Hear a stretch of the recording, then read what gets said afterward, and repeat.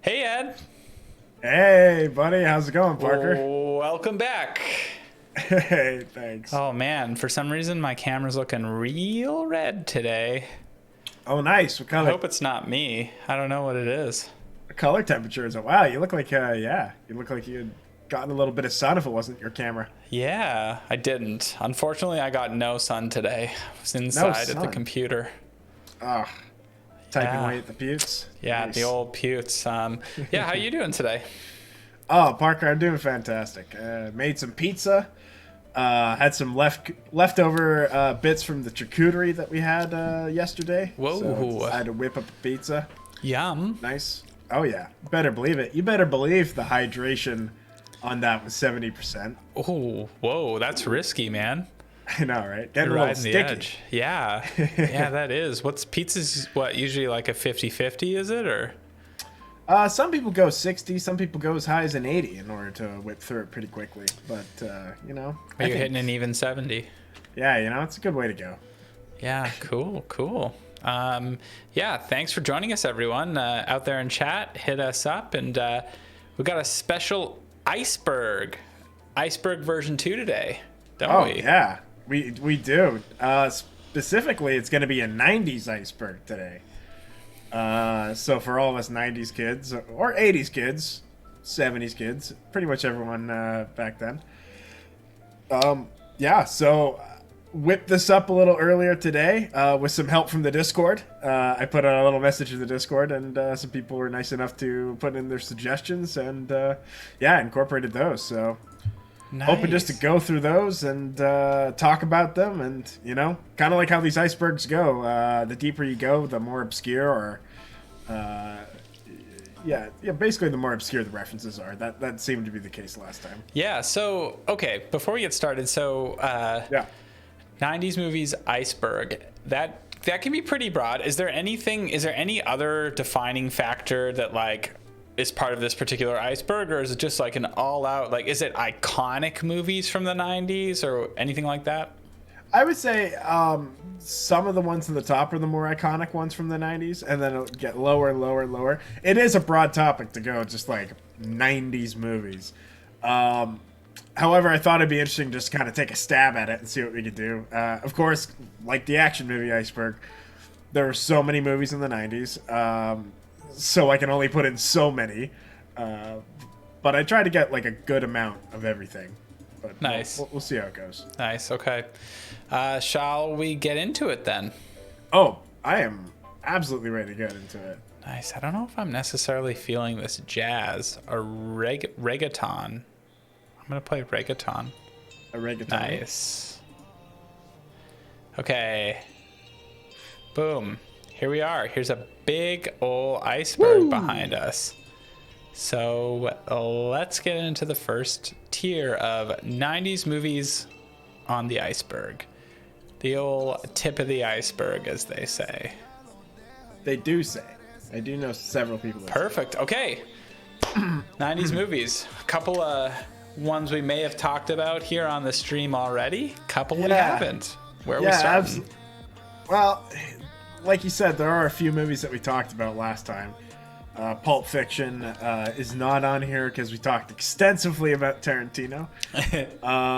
But it would probably be at the top there, if not the top, maybe the second tier. So this tier right here is like, if someone's like, I know 90s movies, these are the most common things they're going to bring up, you think?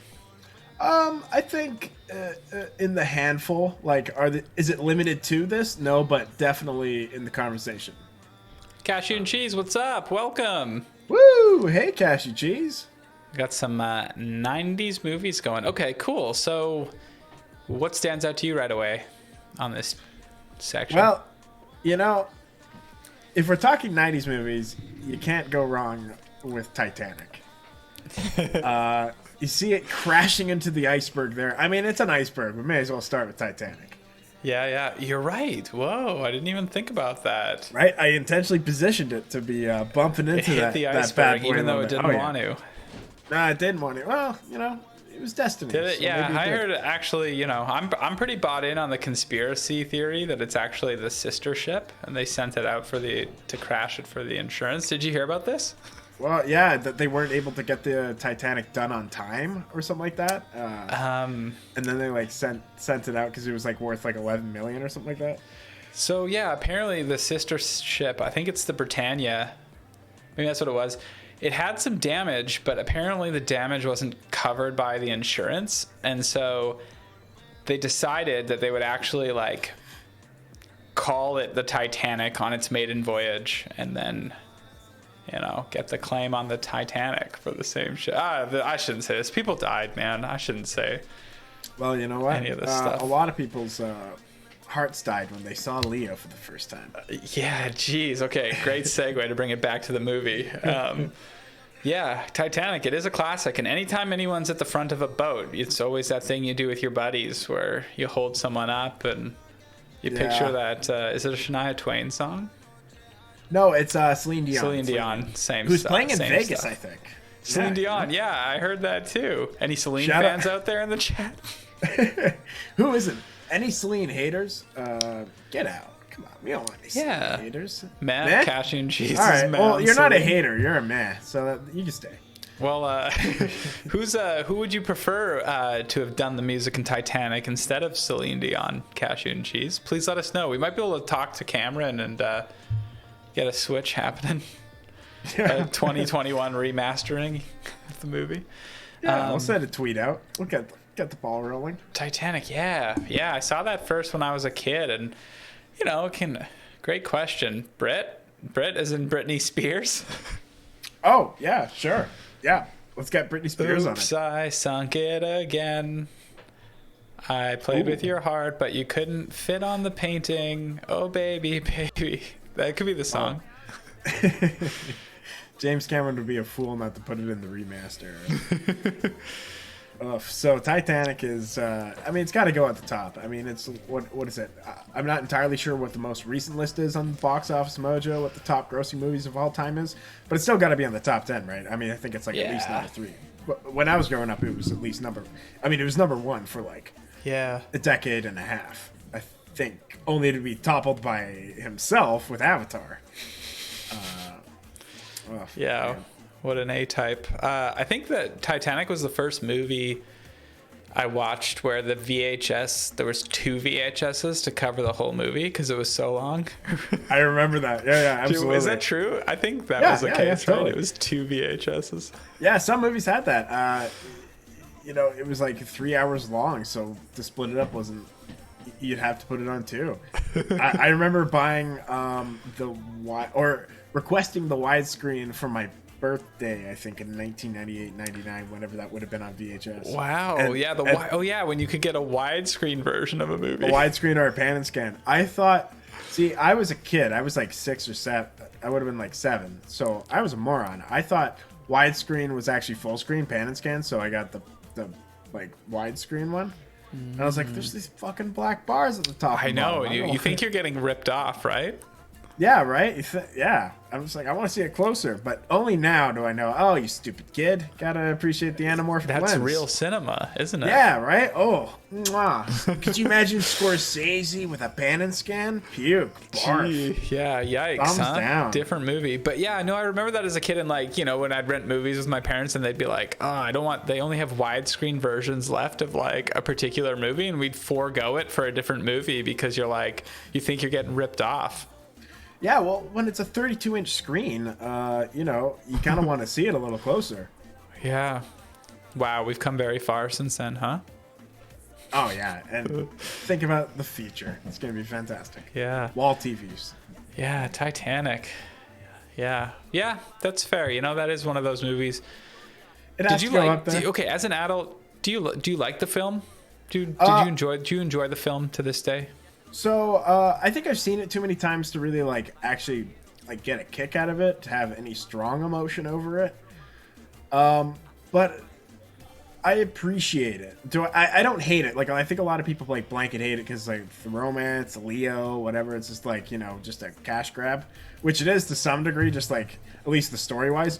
But the attention to detail and the spectacle of the actual movie itself is pretty impressive, and the scope is massive. So just on that alone, I don't hate it, but I have seen it so many times that I was obsessed with it when I was a little kid. So no kidding, huh? Yeah, cool. Yeah, no, I've only actually seen it a handful of times, and I haven't seen it in a long time. Yeah, I thought it was good, but yeah, it just wasn't. You know what? It is kind of historically cool. Did you ever go to the Titanic traveling museum exhibit? No, I would love to. Haven't? I still would love to. Is there something in Vegas? Man, next time I go to Vegas, There better be. There better be. Isn't there? I think there is If something. there isn't, I'm gonna write the mayor of Vegas. Oh yeah, That place needs Richard to have Vega. everything. Yeah, Richard Vega. Yeah. Vincent Vega. Bringing it Vincent back to a Vega. movie that's not on here. No, absolutely not. Delete it. Boom. Yeah, no, man. I feel like as a true Titanic head, you'd really love. I would get a total kick out of it. Yeah, Yeah. yeah. I've seen it in Vancouver. I've seen it, I think, in Seattle too. I gotta see it. I And had like lots of Titanic cool books. artifacts. I have like a Titanic picture frame that is like a little Titanic coming out of it a What? bit. Jesus, man. Why, how have you not seen that thing? I know, right? I'm literally their target demo. Yeah. No, it's I should really be cool. the- I don't know if you heard, but like when you go, they give you like a fake boarding ticket of like of a name of a real person, and so then at the end, Oh. you see all the names, right? They literally have a wall of all the names, like the people who survived or not. So you like you have have to to join see them? if yourself. You have to see if you were one of the people that survived, but. Of course, Oh, like if what? you've got a Class Oh. C ticket, like you're pretty much done, right? Is it a message on class separation, or is it just like a fun little game at the end? I think maybe a bit of both. I mean, I think it's just like a reality check, I suppose, on like giving you like anecdote into like the numbers side of things. Don't you want to send the people home happy if you have an exhibit? Like you're just like, yeah. So here's the reality of it. It was a lot of death. Goodbye. Thanks for Yeah. paying us. Like, you know what? Send Yeah, the it's folks home true. happy. Like, yeah, they may have died, but now we have really cool firework exhibits. And then they just like, ended on a bang. Yeah, jeez. Okay, Titanic. Fair enough. Boom. I think In the book, stamped. just Oh, like we need a graphic where we stamp it and like a stamp Oh. comes up. Yeah, dude. Let's make All a. right. Oh, we could totally make a stamp thing that we just like trigger. That'd be super fun. Right? We could probably set it up so you could trigger it with a chat command too. Very fun. Oh, yeah. I'm so down for that. That would be awesome. It'd be a nice little segment divider. Nice. Okay. I see Jim Carrey. He just he keeps crawling back, huh? Yeah, like, yeah, sure. I ditched Pulp Fiction, but I was like, I gotta include Jim Carrey. Yeah, 100%, man. And so, when it comes to '90s Jim Carrey, what stands out to you right away for movies? Ace Ventura, Truman Show. Yeah. Absolutely, 100%. Ace Ventura is, I mean, as we talked about, solid Carrey, prime comedic Carrey. Truman Show, prime dramatic Carrey, which is great. I mean and that's '90s. I would say Eternal Sunshine, but that's not '90s. Oh yeah, yeah. Yeah, that's a good call. Honestly, you didn't say The Mask, and I am a little offended.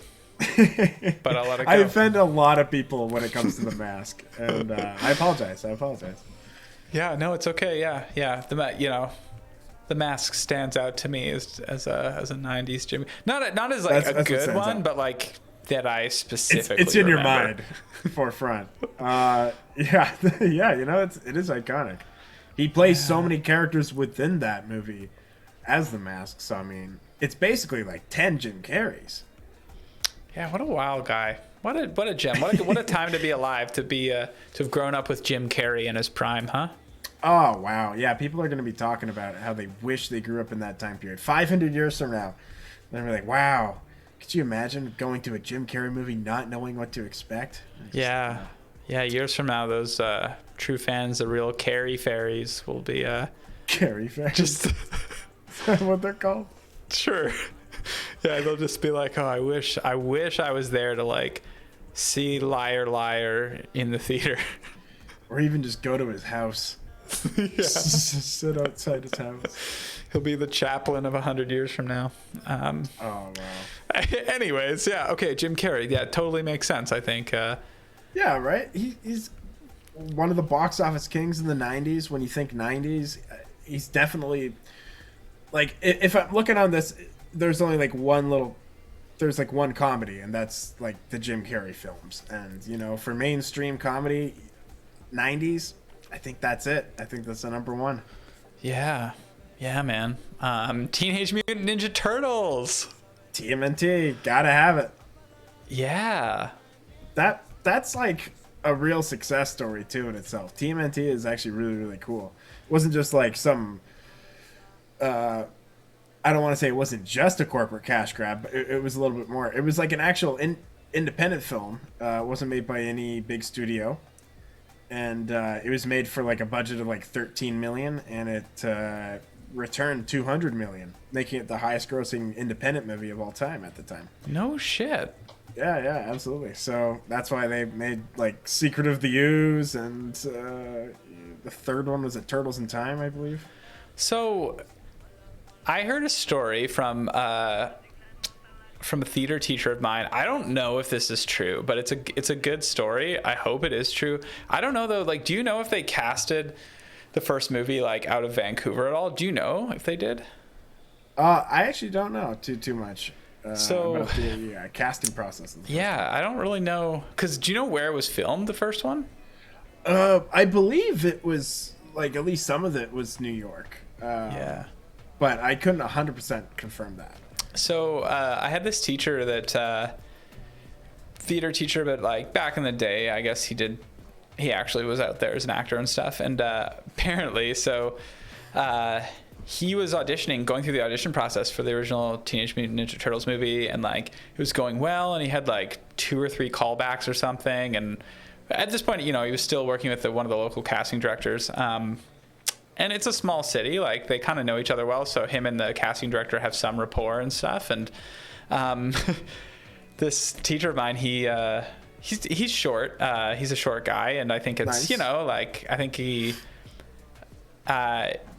doesn't really want to like bring attention to that. So I guess on his resume and stuff, he's kind of fudged his height a little bit, lied about it a bit on paper, and so he's like, that's not good for casting. Oh man. Yeah, he's in like the 3rd or 4th audition, and the casting director, he's what he told me is that he got to the point where like he's swinging nunchucks on the screen test, sort of a thing. And wow, nice. It's real close. And he thinks it's gonna work out. And the casting director asks him, like, is your height whatever it is, like 5'9"? And that's he lied about that. He was actually like an inch or 2 shorter. And he's like, yeah. And then he's like, are you sure that's your real height? He's like, yeah, it is. And he's like, all right. And then apparently like 2 days later, his agent told him he didn't get the job because they were looking for people that were like his actual height. Oh, fuck. He was... Oh, God. Like, he said he was too tall. And so, yeah, he was, like, so upset because whatever. Like, they were looking for people who were, like, 5'8" or shorter, and, like, he was 5'8" or whatever. Like... There's a moral in that story somewhere. There sure is, yeah. Don't be short. If his career took off like that, he probably wouldn't have been my theater teacher at that point in time. But you know what? Is that a positive or a negative? You know what? No, it's a negative. He was an awesome teacher. I really liked him. Sweet. Shout out to him.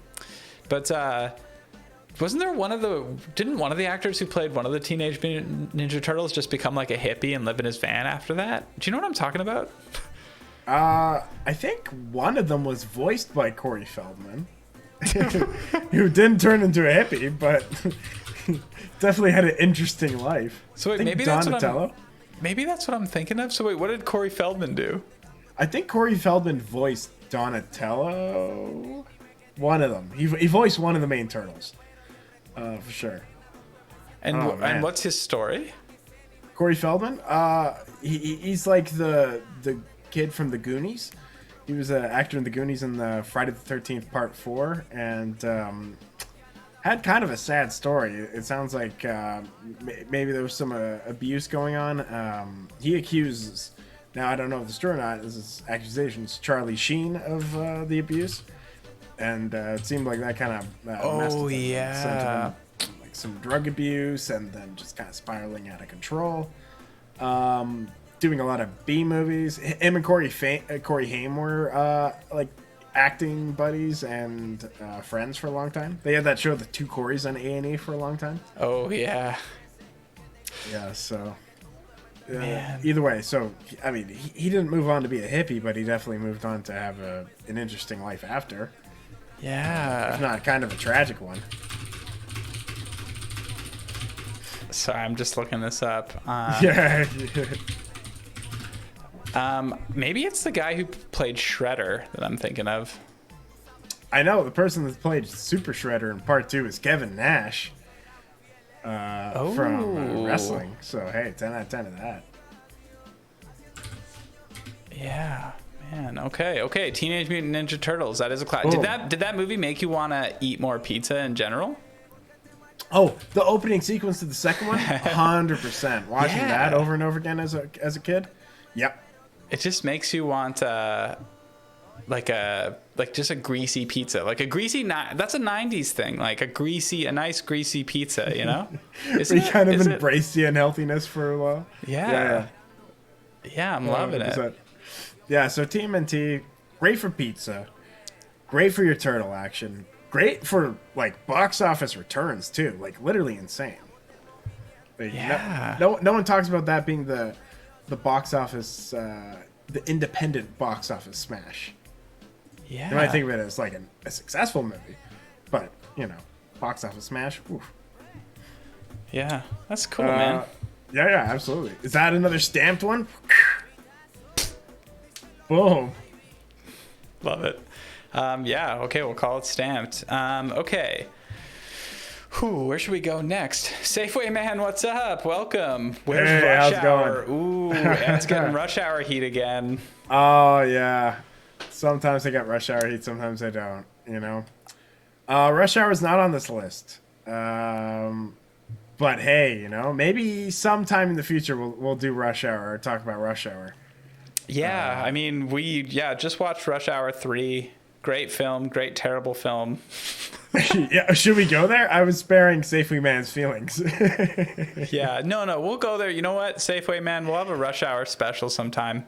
Yeah. It transcends genres. I'm really curious. Oh, Is it wow, because it's yeah. like comedy and action? Is that what you mean by transcends genres? Huzzah! Oh yeah, Huzzah. transcend yeah. genres. Yeah. Okay, Spielberg World War II movies. Oh yeah, Spielberg World War II movies. That pertains to Spielberg's kind of 1-2 punch of Schindler's List and Saving Private Ryan. So those are big 90s movies. A lot of controversy with Saving Private Ryan not winning Best Picture that year. And it said going to the Harvey Weinstein produced Shakespeare in Love. Sounds like that he wined and dined and paid a lot of money to make that happen. When everybody thought, oh, well, Saving Private Ryan should have won 100%. Yeah. So it's kind of unfortunate. That's Gwyneth Paltrow's in that, right? Saving Private Ryan? No, Shakespeare in Love. Oh, yeah. That'd be me. Yeah, she plays Private Ryan. Yeah, I did see that movie a long time ago. Because what's the premise? Like Shakespeare is falling in love, and then is it one of those like? I think you can only imagine by the title that Shakespeare falls in love. I hope they aren't like at least. I hope they aren't scamming me. If I'm paying my money to see Shakespeare in Love, Shakespeare fucking better be in love. That's true. Is it with himself though? Yeah, I heard apparently. I think it was when she was making that movie or something because she was dating Brad Pitt at the time, and apparently, Harv was all creepy on her, and You Brad don't Pitt, say. like got stepped in and was like all manly. As Brad Pitt is, absolutely 100% good for him. Yeah. Oh boy. Well, poor Saving Private Ryan, huh? Yeah, poor Saving Private Ryan. I I thought mean, you it's were still gonna- huge success, but Yeah, that's fair, and a much more, I guess, like remembered movie. Yeah, in a long-term way. Like, people will probably shit on the Oscars. I'm guessing the Oscars won't be around for, like, the next 100 years, but Saving Private Ryan will. Yeah. I thought you were going to talk about some of the controversy with Schindler's List. Oh. Did you hear that story of, like, that group of kids that got in a lot of trouble? It was, I can't remember where it was. I think it was New York City, and there was, like, a class of kids that went that were predominantly African American, and they yeah, I heard about this. Yeah. they were like laughing in the theater, Really and then this rude. whole Yeah, thing got yeah. blown out of proportion that they yeah. were like Nazis or something. Ugh. You heard about that? Yeah, like No, I I can't remember remember hearing it about exactly. Like I remember hearing about the story on a podcast or something, but it was a group of kids. And like they didn't like they kind of got taken to the movie, but without like I don't think they were actually like given context of the Holocaust or whatever. And like so at face value, like a group of like 12-year-olds is like laughing at the movie or whatever. And then 12-year-olds are going to be fucking around during any movie they're going to be laughing at. They're like to put that responsibility on 12-year-olds to behave during a movie like properly, like of course not. They're with their friends, they're fucking around, like it doesn't matter. Yeah. And it got like it circulated in like the local news there or something. Like it got out and then it became like a national story where it was like these kids were denying the Holocaust or something. And like, oh boy, you know, we're talking about like kids that are minorities like sympathizing with Nazis. Like just at face value, you're like, what? Like that doesn't but anyways, it became this whole thing insane. To the point where because like it was really polarizing, because apparently a lot of people got really mad at them, but then they equally pushed back really mad because like they're kids that are like, we didn't do this, and then they're all upset. And especially like, you know, like they already had a lot of probably like prejudice and stuff that they were like dealing with anyways, because I think it was like a poor school or something too. And it got to the point where Steven Spielberg came to their school and like they had a conversation or something and like talked it out. Oh wow. But I heard from the podcast that I was listening to, apparently like Steven Spielberg was kind of the first person to actually ask them from their own perspective, like, hey, what happened? Rather than like, you did this, you didn't do this, or whatever. He was like, what happened when you went to the movie? And then they kind of explained how they didn't like get it, and they were just like goofing around. And then yeah. Makes sense. Oh jeez, that's rough that even happened. That shouldn't have been a story in the first place. It should have just been like, well, you know, those kids are being kids. Hopefully when they're older they'll be able to watch it and appreciate it. If it was a bunch of like, you know, 30-year-olds behaving like that, that's one thing, but 12-year-olds, come on. And also at the end of the day, like, fuck man, you laugh at a movie, like that's no because like, you know, these people were getting publicly ridiculed and shit, and like, yeah, it's in bad taste or not the right thing to do, but it's certainly not illegal. yeah, you know, if I want to laugh and holler and riff on Schindler's List when it's playing, by God, that's not right. Yeah. Is it in good taste? No. But I am allowed to. Yeah, but you are allowed to have a reaction. I don't know. I'll move on. Forrest Gump. Forrest Gump's on here. Forrest Gump's got to be on there. That's Zemeckis clack. Jenny. Yeah, right? Yeah. You got to have Forrest Gump, 100%. It's another quintessential 90s movie. I think a lot of people think it's Spielberg, but it's actually Robert Zemeckis, who did Back to the Future, that did that. Really? Yeah. So now that I'm thinking of it, there's actually a lot of Tom Hanks in the 90s that maybe should have been on this list, but I'm glad at least we have Forrest Gump, which I think is probably his most famous role from the 90s. Yeah. What's the other 90s Tom Hanks? Oh boy! I mean, there's actually, I think we do have another one a little later on that talks about The Green Mile snuck in there in '99. Yeah, The Green Mile. You have Apollo 13. I think Castaway may have been '99. Philadelphia. Oh yeah, you know what? I think you're right. Castaway might have been like 2000 if. Oh yeah. Sleepless in Seattle. Oh, hey, maybe that'll be. You've got mail. Yeah, absolutely, right? Maybe that'll be mentioned in a little bit. Who knows? Who knows? Yeah, Forrest Gump. That movie, you know what, man? I've actually never seen it start to finish, but I've seen the whole movie because I always just like catch it on TV. I don't anymore because I don't have cable. Catch the Gump on TV? I haven't in many years, but you know, in the early 2000s, I would catch it on TV, and that movie makes me cry. You know, it gets me when he's. I shouldn't give any spoilers. You can 100% give spoilers for a 27-year-old movie. Yeah, realistically, this is a podcast with tons of spoilers, right? Yeah. This is a Twitch live stream with tons of spoilers. 100%. Yeah. Spoiler: Forrest Gump dies. Darth Vader is Luke's father. What else should we get out of the way? Bruce Willis is a ghost. Oh shit. It's all good. I mean, yeah. Maybe Bruce some people won't know what we're talking about. Yeah, who knows, right? Maybe. Spare them the spoiler to the greatest movie of all time, and a director that definitely had a great storied career after. Oh yeah, The Village takes place in the modern day.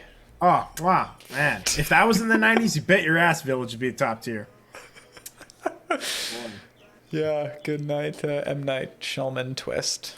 Yeah, you know what? Come to think of it, I don't have Sixth Sense on this Iceberg, so, I mean, that probably should have been mentioned, but, debatable. Ah, it's all good. Yeah. Yeah, don't feel too bad about that one.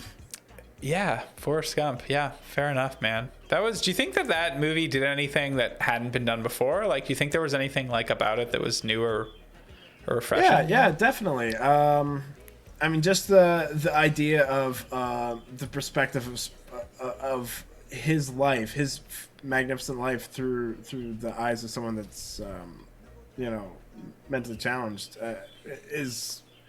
it's an interesting perspective. But he's also the wise one in the movie, which is really unique and whatnot. I think a lot of movies would play it. The really obvious things in this movie is intelligent and does it well.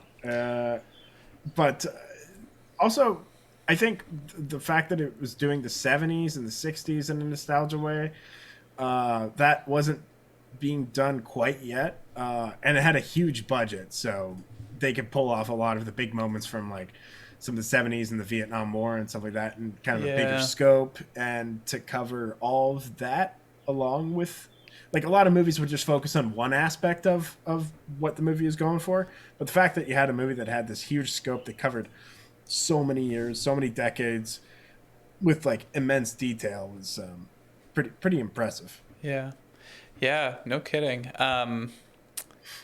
Real question though, have you ever been to Bubba Gump Shrimp? Oh, you better believe it. Really? And yeah. And you flip the sign. Was it Run Forrest Gump or Stop Forrest? Really? Have you never actually been. No, I've never been. Yeah. I haven't been in like literally 20 years, but yeah. We went at least once. Like at Disneyland or something? Like the one near Disneyland or something? Disneyland, or it may have been San Fran. But yeah, we definitely went to a Bubba Gump. And yeah, and the inside, it's so like tentatively connected to Forrest Gump. So, I mean, like, it doesn't feel like a Forrest Gump restaurant, but and you have like signs for if you want like refills or something like that. It says like, run Forrest run, and when you're done you flip over your sign, it says like stop, or it's Do you think the people who work there like their jobs?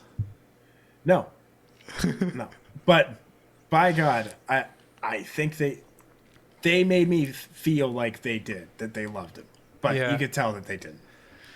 Okay, so here's what we need to stamp this movie. Bubba Gump Shrimp or Red Lobster? Oh, boy. Red Lobster for those biscuits. Stamp. Oh, nice. Okay, all right. That's the end of Forrest Gump. Red Lobster for the biscuits. Yeah, we definitely need a Parker and Ed stamp. Oh, yeah, right? Oh, boy. And we should sell those, too. Sell actual stamps. Oh, yeah. Love it. People can just put it all over everything. Okay, cool. Moving on. Jurassic Park. Oh, wow. Yeah, speaking of Spielberg, we have a lot of Spielberg in this top tier now. Yeah, he kind of dominated the 90s, I guess, in a way. Yeah, right? Grubby. Hey, Red Lobster for the biscuits. Sounds like a podcast. Red Lobster for the biscuits. It's so true, though. You eat them, you kind of feel sick, and then it like doesn't really matter if your food is mediocre. Sounds like Red Lobster won a race. Red Lobster comes in for the biscuits. Yeah, honestly, the reason I wanted to go there was because of that guy in Happy Gilmore who like really wanted to go to Red Lobster with Happy Gilmore. Mm-hmm.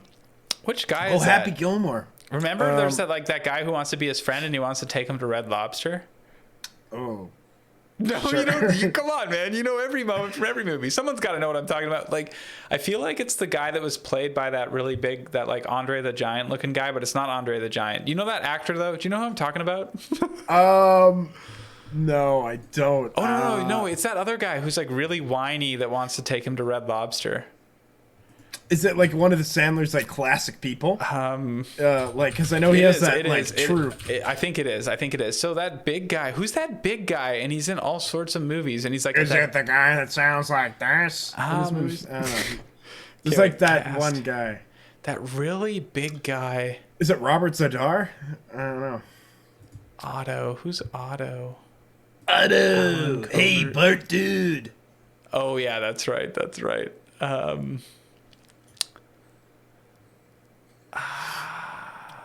Should I just like this guy, Peter Calamis? He's the Red Lobster guy.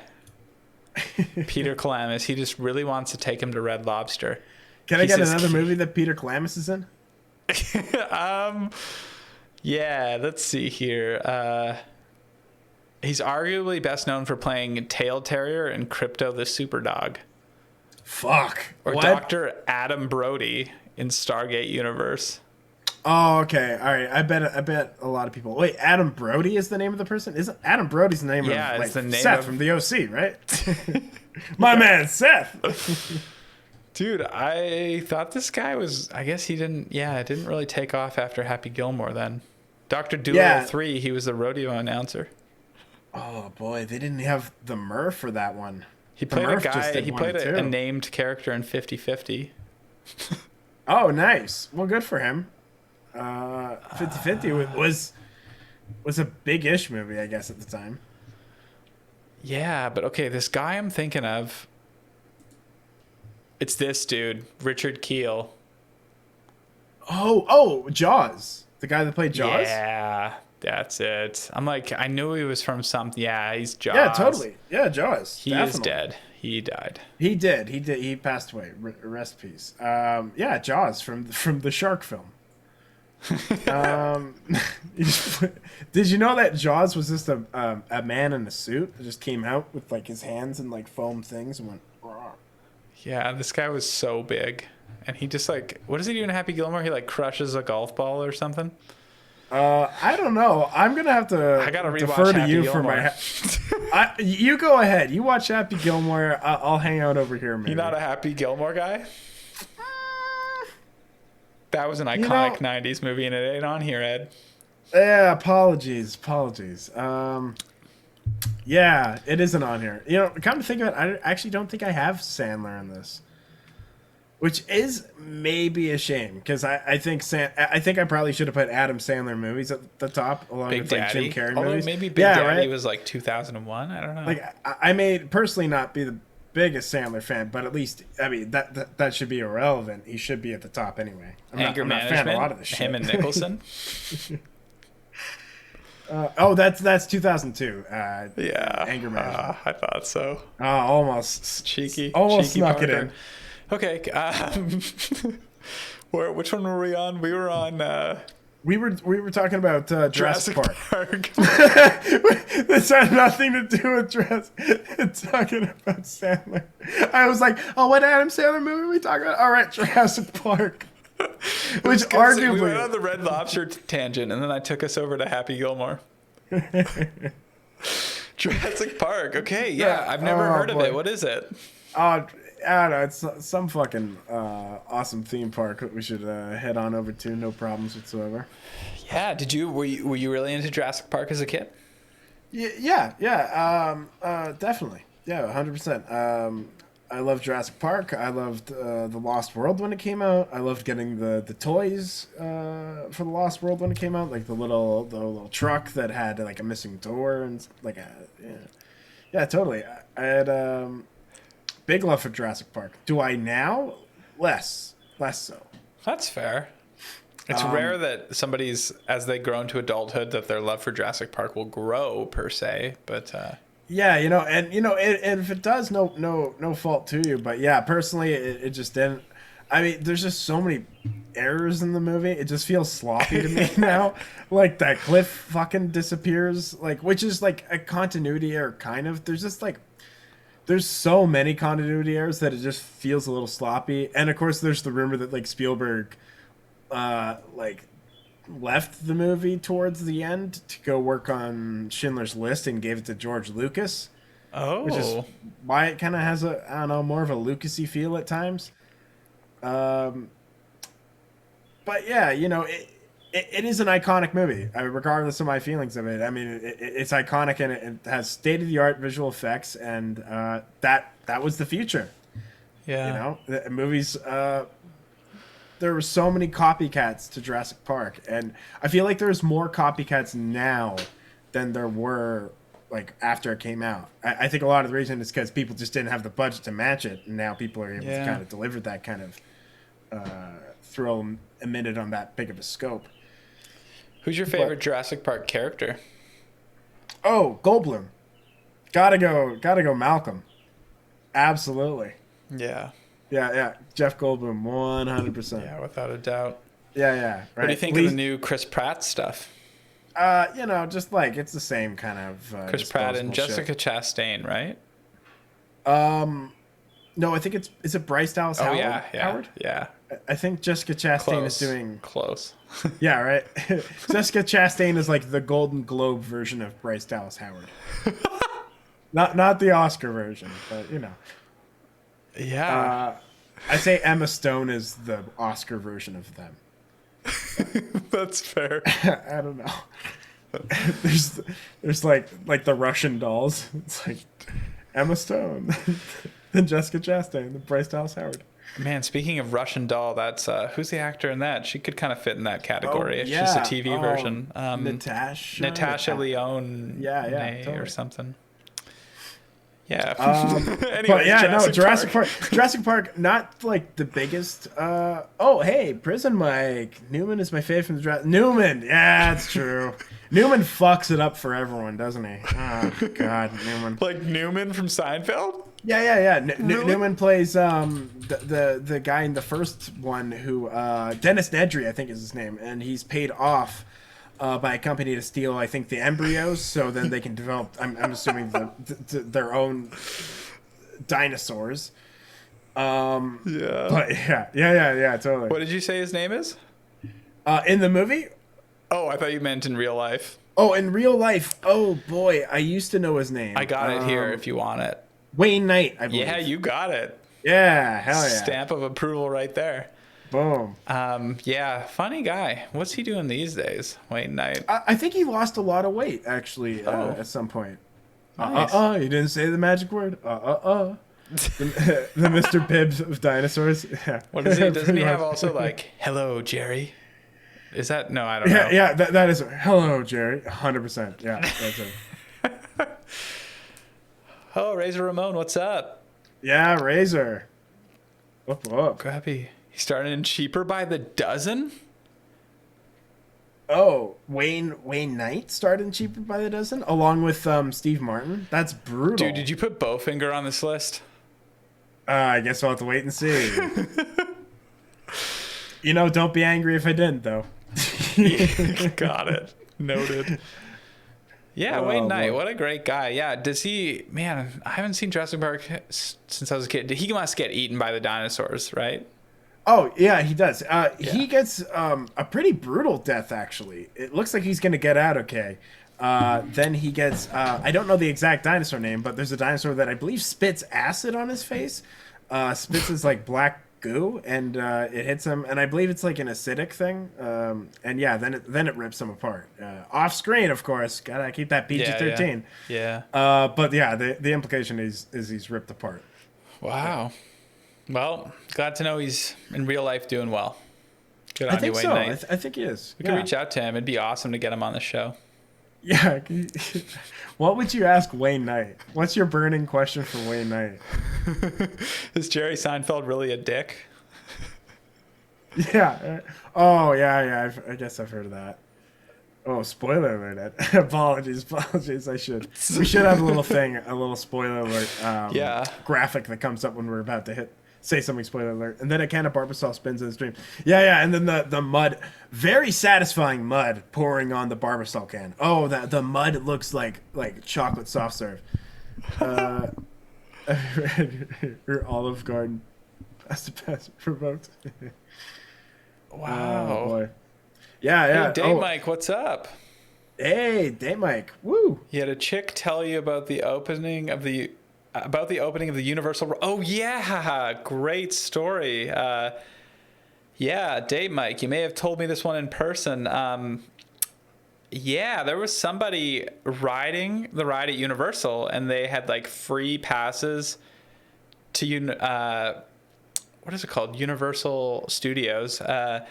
Because apparently they rode the Jurassic Park ride on the day that it opened, and much like your anecdote, the like raptors like spat like mechanical fluid at a bunch of people on the rides and like burned them, and so they could either like take a deal or they could actually just like take free passes for life to Universal Studios. Whoa! And this particular person opted for that.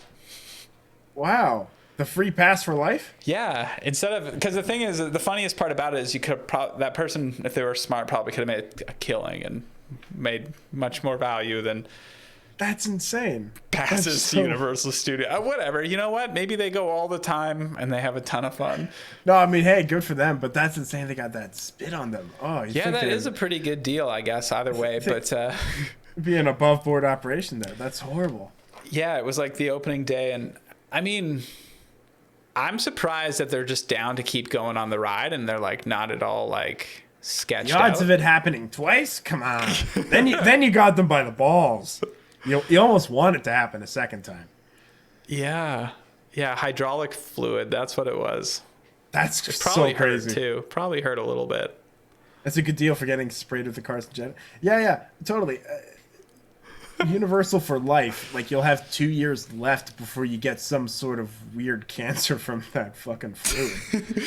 But man, those 2 years are going to be sick because every They're gonna day be- will be spent at Universal Studios on the Yeah. house. Just wandering around looking for the old Back to the Future ride that doesn't exist anymore. Where is it? I went to Universal Studios when I was 7 years old, and I wanted to go on that ride so bad. And What stopped you? Your dad laughed in your face and said, never, Junior. I can't remember if I chickened out or if my parents wouldn't let me go, because they had all these warnings that like, don't do it if you're this or you're that or you have seizures. But that same trip, I remember my dad took me on to Indiana Jones at Disneyland, and I was 7, and that was dope. That was such a fun time. So I don't think because the ride was too scary, he didn't take me on it. Yeah, there must have been some reason. Maybe it was like closed temporarily or something like that. Maybe someone puked on it.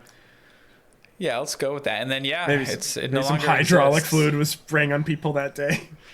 Or they actually went back to the future and like they were just like they disappeared and no one could find them.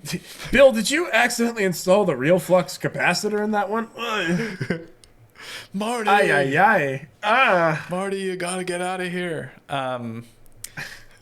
Okay, should we stamp Jurassic Park? Boom! Barely talked about it, but I love it. Yeah, I mean, I wasn't actually all that big on Jurassic. I didn't dislike it or anything, but I never Yeah. got super into it, I guess. What did you think of the sequels? Are you a fan of the sequels? Have you seen the sequels? I think I've seen Jurassic World, but I don't even know if I've seen the second one. I mean, like I've seen them, but I seen them when I was a kid, so I really don't remember all that much. That's fair. What do you think of the Chris Pratt? I already asked you. I already asked, and big thumbs down. Yeah, I saw because I think there's 2 of those ones now, maybe. I saw the first one, and yeah, it was a lot. And it was just like all the blatant like ads for the cars? Like, Oh. dude, that one scene where like Chris Pratt's like working on his motorcycle, and then like he turns around and grabs a bottle of Coca-Cola from his like stack of Coke bottles, and he's just like, how are you Fucking doing? brutal. And it's like the logo and shit. Like, I'm cool with product placement and whatnot. Like, Back to the Future does product placement beautifully. Like, they incorporate it into like real life to a degree, but they don't like frame up the fucking shots so specifically. Like, that isn't like, there's a better way to do it. Yeah. Date Mike says all good before Chris Pratt. Yeah, I would agree. You know what? I think Chris Pratt is hilarious, but like, I don't know if I'm super down for his serious roles. Oh yeah, He I just don't kind of see gets him his as personality sucked a little bit. I don't see him as a leading action hero. Like no gripe on him. I don't see necessarily anyone as a leading action hero or like to be or not. But, What was that? There's I'm just another not interested. movie or series where he's the leading like action hero. What movie am I thinking of? Guardians of the Galaxy, I believe. Yeah, that's true, but he's kind of funny in that one. But there's one where he like plays it totally straight. Oh, I believe it. Yeah. He's starting to pop in a lot of stuff. He'll always be Andy. Yeah, I agree. That was the heyday. Yeah, he was so much funnier. Yeah. Okay, wait, I just gotta find this quick. Yeah, go for it. But yeah, but Chris Pratt in the new Jurassic Park movies, it's not necessarily even his fault that I don't like the new Jurassic Park movies or anything like that. I just find them to be kind of uninspired and maybe just like kind of just boring. But you know, it's okay. Maybe they'll pick them up in the future. I'm also cool if they just drop it and maybe make another dinosaur movie. I'm sure, like dinosaurs, you can make another awesome fucking dinosaur concept and deliver on that. Because I'm not necessarily like Jurassic Park will make money, but I also think there's just money in dinosaurs in general. I think the people will come back for the dinos. Yeah, that's true. You know what? Maybe I am just thinking of Jurassic Park, and because he's riding the ATV and all that shit. Yeah, I don't know. All right. Well, Jurassic Park. Boom. Stamped. Boom. Independence Day. I think I spelled Independence Day wrong here. I think there's an E instead of an A. That's what happens when you're just like furiously typing this. You've lost your right to your American Lost my independence. cred? You're no longer a part of Independence Day. The viewers are dropping. They're just like, we can't take this seriously anymore. Like, this guy is not a patriot. Fair enough. Independence Day, yeah. I had to mention one of the Roland Emmerich big budget disaster movies, and that's probably my favorite of them. I think that one has like the right amount of cheese, right amount of camp, and it was entertaining, had good entertaining beats, and did aliens in a way that wasn't sci-fi. Like, I've never like, oh wow, that sci-fi movie with aliens, Independence Day. I'm thinking like, oh, it's more like Earthquake or Twister or something like that. It's like a big budget disaster movie. It's just the disaster is aliens. Yeah. So it's kind of an interesting perspective of an alien movie. It's weird to say that Independence Day has any kind of interesting perspective, but it actually kind of does in that way. Like, just like an action movie that has little to do with sci-fi. And of course, Jeff Goldblum knocks it out of the park again, like he does in Jurassic Park. It's got some funny bits. Was it Harvey Fierstein is in that, and he knocks it out of the park. He's that guy like Mrs. Doubtfire. David. I gotta call my mom. It is, totally. Harvey Fierstein. I bet he's really thankful that his name isn't Harvey Weinstein as well. Oh yeah, I know. Harvey Fierstein is a doll. Absolutely. Harvey Weinstein can go to hell. Harvey Fierstein maybe needs to be nominated. He's on fire. Yeah. Oh. He voiced Yao in Mulan in 1998. Oh hey, good for him for getting on the Disney train. Was he on the remake at all? No. But probably the best for him. Didn't that movie get canceled or something? Yeah. Rightfully so, kind of. But either way, we don't need to go into that. So what is he? Do you have him currently pulled up? Is he dead? I'd hate to get grim and stuff like that, but I am genuinely curious. So. I think. Okay, cool, nice, good, great, awesome. No, he is dead. Yeah, you're right. No, he is dead. Oh, fucking bummer! Really? He was in it. What? When? Let's see. When was that? I'm looking at IMDb, and they don't quite give me the death stuff like scoop? Wikipedia. They don't have the death certificate printed right there. Oh no, he's not dead. Nice, false alarm! What a roller coaster! So on IMDb it says was, like, if you look at his bio, it says Harvey Fierstein was, I guess, passed away but came back. You know what? It's my bad. It says was born. Blah blah blah blah blah. He is an actor. I just, when you see was, that's the first thing you look for to see if someone's dead or not on their like wiki page. Is he dead? No, that's a no. It's no, a firm no? He's not dead. He's alive. He's 66. Nice. He's good to go. He's got some years left. 66? So wait, he was in his 40s? His early 40s in Independence Day? What the fuck? He was like 130 in that movie. That's insane. Yeah. Well, That means I think he may have been in his 30s in Mrs. Doubtfire. He looks horrible. He's just prolonging his sunset years. That's all. Yeah, Life's a really. party. To be fair, he must have had that like look nailed for like 25 years. Didn't change at all. Oh, Holy Harvey crap. Firestein, the good Harv. The good Harv. So, The good okay, Harv. in order to put the stamp on Independence Day, Mars Attacks. Oh, Independence Day. I want it. I want it to be Mars Come on, Attacks. Ed, you didn't even think about that, man. I didn't have to. I love Mars Attacks. It has a special place in my heart. But it is such a misfire. Independence Day at least like nailed what it was set out to go. Like Mars Attacks is like you're staring at the screen. It's like, why is this not good? But Independence Day, it's like, all right. Mars Attacks. It just kind of makes you feel Mars creepy. Attacks. Mars Attacks. Well, I don't know. Chat fair. loves Mars Attacks. So do you like That's it when fair. is it Matthew Broderick and Sarah Jessica Parker who trade? They're married. They're married, but then she trades her head with a chihuahua. Yeah. And no, it's Michael J. Fox that's married with her. Oh yeah. And he dies when they first come down, and has like the severed hand, and the dog I think runs away with it. And then Pierce Brosnan has his head decapitated, and he's just like kind of a floating head in the spaceship. Yeah, there's so many Why people does Broderick in that always movie. come up? We do bring up Matthew Broderick all the time. The murderer Matthew Broderick.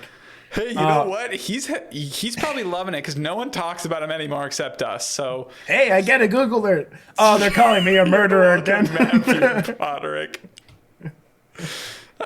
I'm gonna keep bringing him up until he's behind bars. Should we start a petition? Lock him up. Lock up Matthew. He's like, what is going on? Man, I'm just looking at the cast list on Mars Attacks. There are so many It's famous amazing. people in it. It's like exactly right. Like just again looking at the screen, it's just like, oh, this should be so much better, and it just isn't. You have Jack Nicholson doing multiple roles, and if you like watch his roles, they're so boring. Like not necessarily his president role. His presidential role in the movie is probably the best part. But when he's like that other character, like that Las Vegas owner, where the fuck, it is so boring. His scenes. It's like, oh, that scene was about nothing. Yeah. But either way, they're both not great movies. So I mean, like, as much as I'm defending Independence Day, it's not like a lot. If you like Mars Attacks more than Independence Day, that's totally cool. Okay. We'll stamp it. We'll stamp it at Stamp that. it. Take your Bam. pick. Shawshank Redemption. I think that's the last one here. Oh yeah, classic. Absolutely. Often regarded as one of the best movies ever made. Yeah. So you kind of have to think put of it on that. this. What do you think of that? I can't deny it. I can't come up with much better movies, to be honest. Is it my go-to to think of the best movie ever made? Maybe not, but like that's such a big question. And the fact that people are able to narrow it down a bit, it's a pretty flawless movie. Like while watching it, it's a very well done movie, and it's got great performances. Best movie ever made. I'm not sure if there is a best movie ever made, but it's, you could definitely argue that it's up there. Absolutely. Yeah. So it's just a big success. I believe commercially, but certainly afterwards. I mean, it is always talked about as like the best movie ever made. Yeah, I remember hearing a fun story about the screenplay, and I'm just bringing it up here. Did you hear about the whole deal with Stephen King on the screenplay rights? No, but didn't he write the short story to it? Yeah, so he wrote I guess like the short story that it was adapted from, but I'm just looking at it here. So apparently, the writer, it's actually the director, Frank Darabont. Nice. So apparently he bought. Yeah, this is it. So I think he had a previous relationship with Stephen King where he bought the rights to like a short film adaptation of something else he wrote called The Woman in the Room, and he bought the rights for $1. Because of Stephen King's like film thing. That's usually for film students, isn't that? Yeah. So apparently the dollar deal that King used to help new directors build a resume by adapting his short story. So Stephen King like gave him a deal. But then basically, I guess this guy started writing some stuff more and whatnot. And then basically he offered Stephen King $5,000 to purchase the right to adapt Rita Hayworth and the Shawshank Redemption, a 96-page novella, as part of one of King's collections. And so he bought the rights for $5,000, and then It's not bad. I think what it was, this is funny because I think initially didn't the movie get bad reviews or something like that? That's why like I refrained from saying it was an absolute commercial success when it came out. Yeah, more so after, because it wasn't like, I don't think it was the big hit that we regard it as now. Yeah, so apparently Stephen King never cashed that $5,000, and then he actually, when the movie came out, he framed it and then returned it to Frank Darabont with a note inside that said, "In case you ever need bail money, love, Steve." Because like I guess the movie wasn't doing so well, and it was like a little like jest for him. Oh, man. Well, you know what? Joke's on Steve now, because everybody fucking loves that movie, and Frank Darabont's the genius. Yeah, it's funny. And I think, like, I'm sure Stephen King has good taste and knew that it was good and, like, was just, they were probably friends or whatever. Date Mike with a super hot, fast take, totally from left field. Shallow How. Oh, I was wondering, I was like... Ooh, I got a delivery. Oh, whoa. Some watermelon. Nice. That looks fantastic. A hand gives me watermelon. Nice. Do you have a watermelon producer over there? I do. Yeah, actually, it's coming from our collective budget, so we'll talk about it later. Hey, fair enough. Gotta have a portion for watermelon, I guess. Shallow Hell, totally out of left field, is the best movie ever made. Date Mike, please. I care for you to elaborate on why Shallow Hell. I'm curious. It's not a 90s movie, but I'm very curious to hear this. Yeah. What do you think of Shallow Hal? I saw it in theater as a kid. I had a pleasant time at the theater as a kid, and I think if I watched it now, I'd have a pleasant time again. I think it's a sweet movie with a sweet message at the end, and yeah. There you go. Nice. It's a very diplomatic answer. Shawshank Redemption, yeah, that was a good movie. Anything with Jack Black is gold. Explanation needed. Yeah, fair enough. Oh boy. Hey, I heard you met Jack Black one time. Oh, maybe we'll save that story for another day. We can keep that one. We'll keep that. I did meet Jack Black. Honestly, your Jack Black story is one of the most hilarious celebrity stories I've ever heard. Oh boy, it was really brutal. Yeah. We'll save that for another day, I guess. Oh boy. Whole Shawshank Redemption. To it. There's like somebody I knew who would oftentimes, if they wanted to like pump me up, would remind me of that scene where he's like crawling through and then he gets out and he sees the rain drips all over him. I guess the most iconic scene in the whole movie. Yeah, it's amazing, right? Dave, Mike, you're just gonna have to wait. I know that you're a huge Jack Black fan, but you're just gonna have to wait. Yeah, and Jack Black is like, he's fine in this story too. It was me that was the brutal one. It was but it's still Jack Black's a great fine. story. Yeah, right. Yeah, for all you blackheads out there. The blackheads? Gross. That would be the worst fan base name. Just my blackheads. Ew. Oh yeah. So Shawshank. Do you like Shawshank? You like it?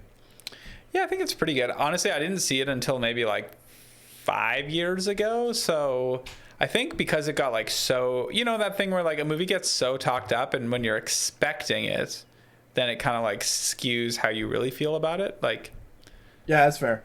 Yeah, that's how I felt. I felt it was good. But if I didn't know what it was and saw it, and also saw it like when it came out, I probably would have thought it was better. Yeah, that's true. Yeah. I definitely remember watching it kind of growing up as a kid, so it wasn't like, it didn't have that clout surrounding it. Yeah, it's good though. That's the movie, right, where like one of the guys gets out and then he like is complacent and commits suicide, right? Is that? Yeah, absolutely. Yeah. Hal, I think his name is. I and feel he like that writes, was a really Hal is here. interesting perspective. I wonder how often something like that was covered beforehand, because it's like, yeah, here's this character who like people don't realize that like people in prison struggle to like connect back to the real life or something afterwards, you know? Yo, what's the Wi-Fi? Hey, how's it going? Just tuning in. I heard he has a. Yeah, he won't tell us what the fuck. All right, should I just tell it? We'll tell it again in the future. Okay. Okay, give it to us. I'll have a piece of watermelon and you tell us your Jack Black story. All right. So a few years ago, I went to Jack Black's. He had a comedy festival in LA. I was very fortunate enough to attend that comedy festival, which was fantastic. Well, in one area in the theater where a lot of the stand-up comedy was happening, I was walking by and I noticed Jack Black talking to an employee. I think just probably checking in on how the show was going. And I was like, holy shit. And I went back and I went up to him and was like, oh, hey, you're Jack Black. And he like quickly looked over at me and was like, hey, how's it going, man? And then he looked back and was talking to the employee still. Jack Black was holding like, I think like a bottle of apple juice. It was a bottle of some sort of drink. And he's holding it out, but he's like holding it out like far-ish. Like almost like he was holding it out to me. He wasn't looking at me. He was talking to someone, but he's holding it out pretty far. And I'm just like, thinking he's giving it to me. So I slowly reach out and grab the bottle and I'm like holding it and he like looks over at me and like pulls it back. And then I'm like, all right. And so I turn around and I start walking away. I'm like, wait, I got to get a picture. So I turn around to get a picture and he's gone. He disappeared so fast. He probably thought I had like a gun or something. Oh, that's so great, man. That's like such an embarrassing thing to happen with a stranger, and then it's just so much better that it happened with Jack Black. Oh, it's brutal. Yeah, absolutely. So he just kind of had it in the air, and like you went for the apple juice, but he wasn't giving it to you. No, right? And he was like, he wasn't holding it close. He was like holding it. I think he meant like, hey, how's it going? And when he was going like, hey, he kind of like left it hanging. Oh boy. So like, what was the look on it? So like, you had your hands on it before he pulled it back? Or? I think he's been in enough situations like this where he knew not to make a deal of it. Maybe making a deal of it would escalate it. But like he may have gave me the benefit of the doubt, thinking I was like really drunk or something like that. Yeah, he just knew to run. He was basically, yeah, I think just play it cool. I'll just pull it back, and then I'll get the fuck out of here. My next chance. But yeah, he just kind of quickly glanced at me and then pulled it back. Like he didn't. He no-sold it pretty well. But yeah. Yeah. Well, he sounds like a good guy, and he diffused the situation well. Yeah, you know, not bad. I give him a thumbs up for it. Oh yeah, Jack Black. Where were we? Shawshank Redemption. Shawshank Redemption done in the books. Shallow Hal. That's how we got on the tangent. But I think Shawshank is boom. Yeah, done. Yeah. Okay. We made it through the first list, and we're only an hour and 15 in, so. Oh, my God. We'll go a little more rapid fire. But, oh, boy. Yeah, because I think the next one's a little bit bigger. There we go. Nice. Okay. Ooh, so now we're under the surface, huh? These ones are a little more, you got to dig for them a little bit, huh? A little bit, you know. If you're around in the 90s, you definitely saw them. However, maybe if you're born in the 2000s, may have missed a few of these. You know, they're definitely the bigger movies, some of these. Maybe not as big as like a Titanic. What's the Wi-Fi asked? Are these all action movies again? No, these are 90s movies. Kind of a sum up of the decade. Yeah. Nice. So we have... oh boy, how many do we have here? We have 10 here, 11 here. Yeah. Okay. We'll roll them and stamp them quick. Let's start with the one behind you. Is that Tremors that I see behind you? Oh yeah. Yeah, it is. It's Tremors. Tremors. You want to start with Tremors? Yeah. Oh, it's great. I have so many feelings about Tremors. Thank you for putting Starship Troopers there, of course. Absolutely, Starship Troopers is great. But Tremors is awesome too. I have a fondness for that in my heart. one of the most influential movies in my young, early learning filmmaking career was Tremors. I loved it, and I made like little graboids, like the monsters, out of plasticine, and would like fill them up with blood bags and like destroy them. And I was like 10. Wow. Yeah, so I love Tremors. Love making the graboids. Made like a paper mache graboid. I think it's a lot of fun. That movie got Kevin Bacon. That's quintessential Kevin Bacon. Yeah, Kevin Bacon. Yeah, So he right? was big by this point, right? He was real big. Yeah, definitely. Footloose had come out. Yeah. And he was starting to kind of, I think, try to transition to more serious roles. But then he did Tremors. After, I think, Tremors, he then, like, transitioned pretty successfully by doing, like, Apollo 13 and whatnot. But Tremors is just a lot of fun. It's like a creature feature from the 50s, just made in the 90s. The premise came from the director, Ron Underwood. He had something, a bunch of movies written down on a piece of paper, and one of them was like Land Shark. Like he was apparently sitting on a rock in the middle of the desert and thought, wait, what if I couldn't get off this rock? What if there's like something like underneath the sand that I couldn't get off? So that Post-it note laid around and then later turned into a script for Tremors. Really? Yeah, absolutely. And Wow. yes. So Tremors is a great movie. Highly recommend it. It's really inspired, which I love. It clearly just has a lot of fun. And it's made by nerds. Like you just feel like it's made by some nerds, and that makes it just a great time. They're not. It doesn't feel like it's a corporate just like cash grab or anything other than just people that wanted to make a good time making a good time. Yeah. So yeah, definitely recommend it. Man, okay, before we stamp that one on the whole Kevin Bacon thing, I'm trying to remember. I feel like I saw this movie where like Kevin Bacon is like basically like before he was famous, he's at the beginning of like some comedy movie and he's like racing Steve Martin for a taxi. Do you know? Oh yeah, Trains, Planes, and Automobiles. Fuck yeah. Yeah. I knew I Absolutely. was asking the right guy. That's Kevin Bacon, right? Yeah.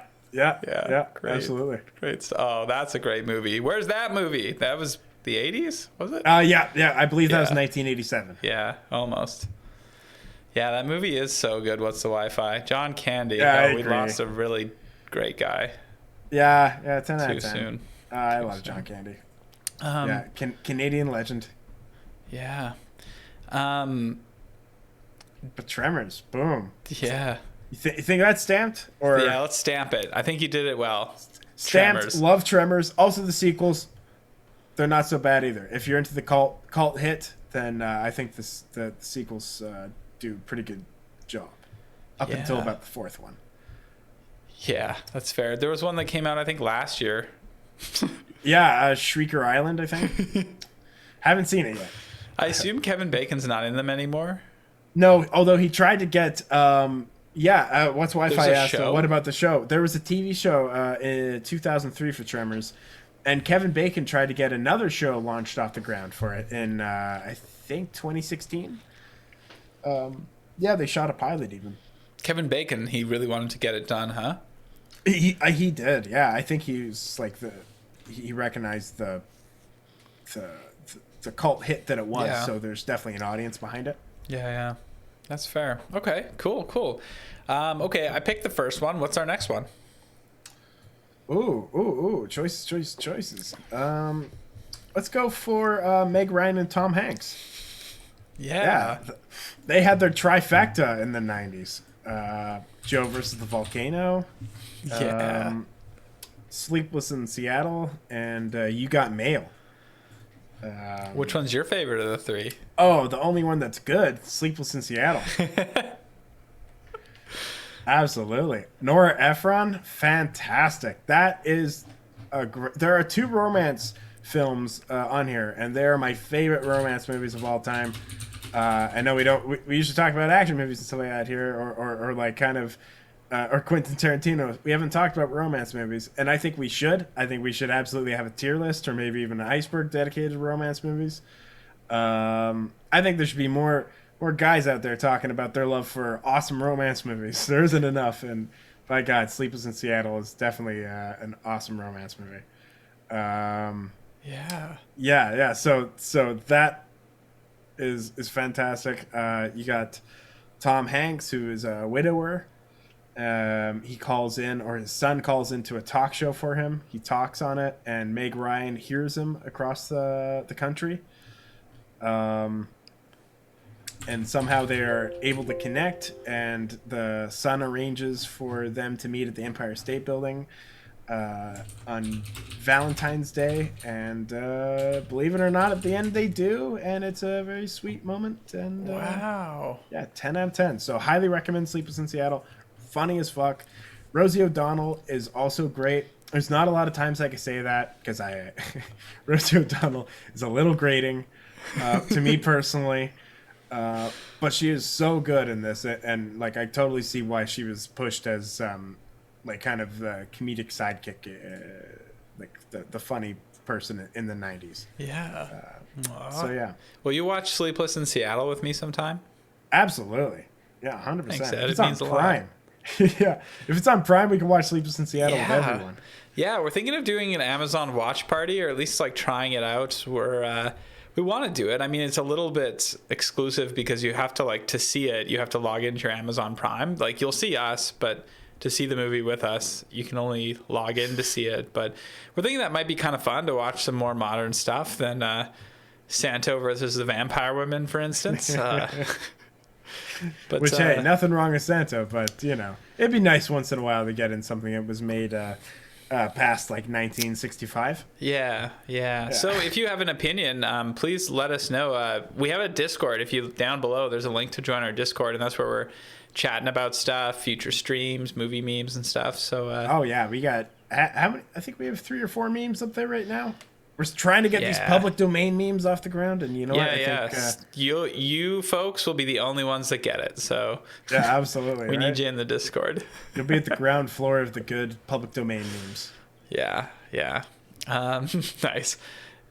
Okay, should we stamp it on Meg Ryan and Tom Hanks? Let's do it. All I can say, the other 2 ones, don't watch them. They're not very good. But and if you have and you like them, that's cool too. But man, they really ran out of steam. Fair enough. Okay, ran out of steam 2 out of 3 times. Boom. Okay, next up. It's tough. I There's so haven't many. seen Starship Troopers. Yeah, Starship Troopers. That's a pretty great movie. I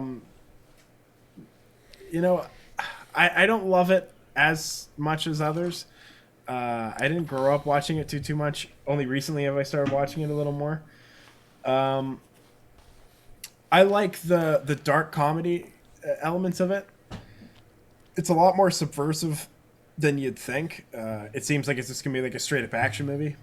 It's not, which is kind of funny. It's kind of making fun of other action movies and whatnot, and just the blindless military support that some people have.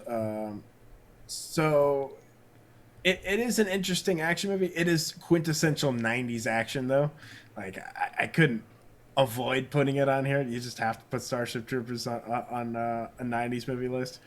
If anything, like for the cast, you have Denise Richards in there. You have Neil Patrick Harris is in this movie.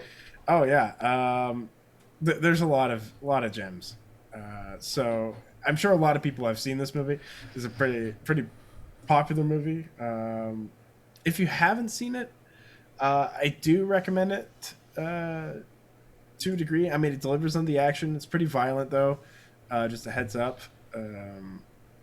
Yeah, it earns it a bit. The director Paul Verhoeven did like RoboCop, so it kind of has that like ironic tinge to its action. Like it's not full on self-aware, like breaking the fourth wall, but it's pretty damn close. Yeah. So yeah, that definitely recommend it. Yeah. Nice. Quintessential 90s movie. Nice. Cool. Is that a stamp? Quintessential 90s movie. Yeah. Stamp. What's Wi-Fi is going to have to give it a watch. Great. Oh yeah, absolutely. You convinced somebody. Nice. Hey, you know. Where do you want to go next? Oh boy. Let's talk about Batman getting bad. Oh boy. Because in the 80s, boom, you have a good Batman movie. We finally did it. You took something that was really campy for a long time, for decades and decades.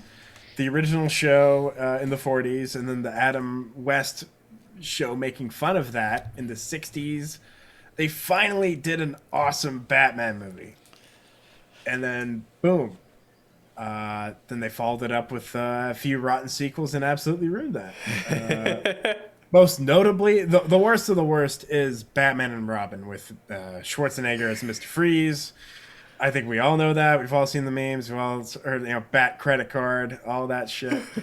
Horrible, horrible stuff. And Batman Forever, it just was like such a linear, steep decline of movies. Like, it wasn't not at all up and down. Just like Batman, Batman Returns, Batman Forever, Batman and Robin.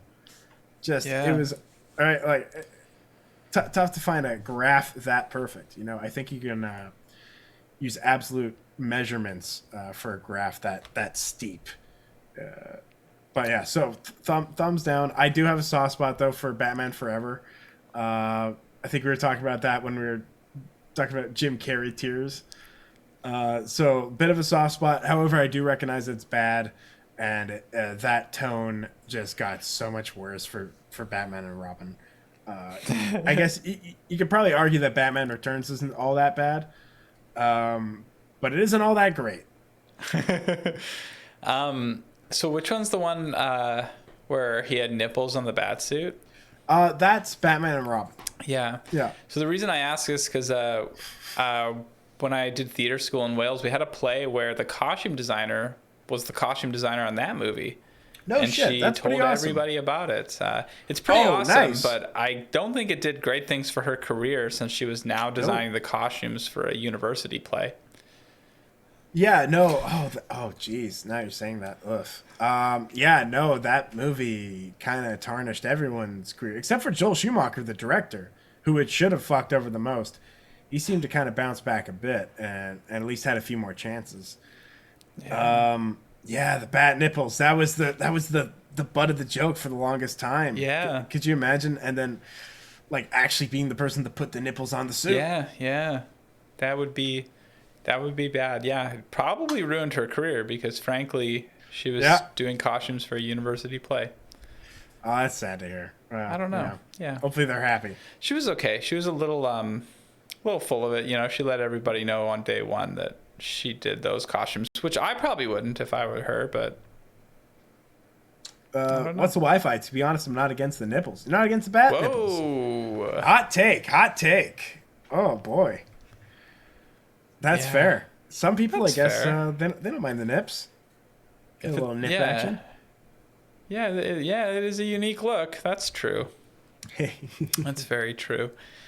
Yeah, Batman gets bad. Well, and then Batman kind of got good again, after that. So Batman, Batman got great again. And The Dark Knight was certainly great compared to Batman and Robin. Oh boy, Batman Begins, definitely. Yeah, Date Mike asked what your favorite Batman is. Oh, like who's my favorite Batman? Keaton, probably. Keaton. I'm gonna go with Michael Keaton. Nice. And then he played Birdman later. Played Birdman. And then I think didn't he play like a villain too in Spider-Man? Spider-Man? Starship Troopers, come on, you apes. You wanna live forever? Yeah. Starship Troopers is fantastic to stuff. I'm like I said, I'm not like the biggest fan, but I do recognize that it's a step above a lot of action movies and is a lot more subversive because it's mostly like mocking it, which is great. So Ben Affleck's not your favorite Batman? Not Ben Affleck? Hey. Believe it or not. No, I think I like George Clooney more than Ben Affleck, frankly. No, that's not true. Yeah, I think Ben Affleck knows now that it was a bad move for him. I think he knows it now. Yeah, he must. Oh well. Poor Ben Affleck. I'm sure he'll. And then who's the newest Batman? Robert Pattinson, right? Yeah, hey, good for him. Good for him coming Yeah, aren't back. they doing like another cool Batman that's gonna come out? Or did it come out? Maybe. You know what?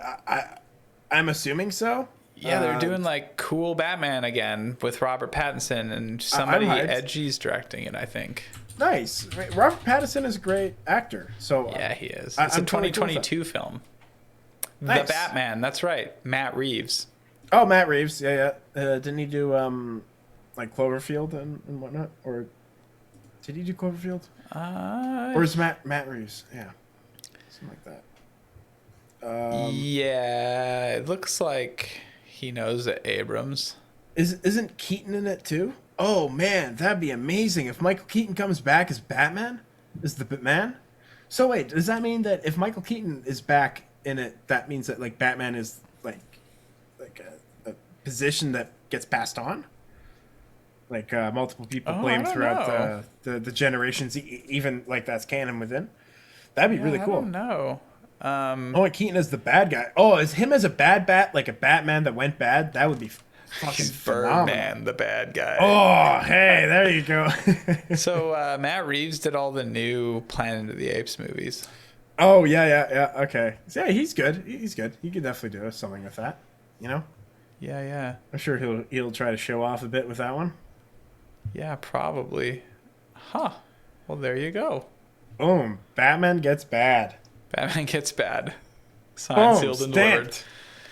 delivered.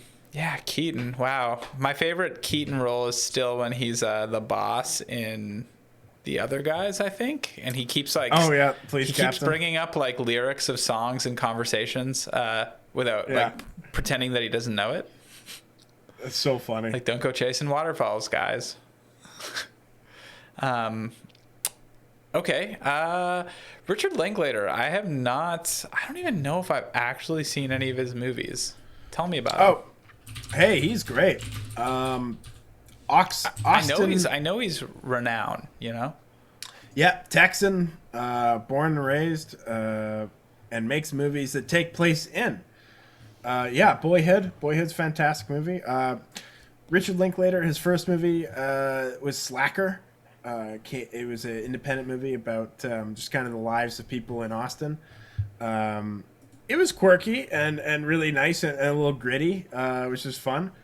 And it was super funny and unique. So I definitely recommend Slacker. It is a much lower budget movie. So just keep that in mind. I think it's like, like a sub $50,000 movie, probably like five to 10 grand, I'm assuming. But he made Dazed and Confused, which is one of the quintessential 90s movies. Yeah, I've seen that. Right. Dazed and Confused is fantastic. And then he made...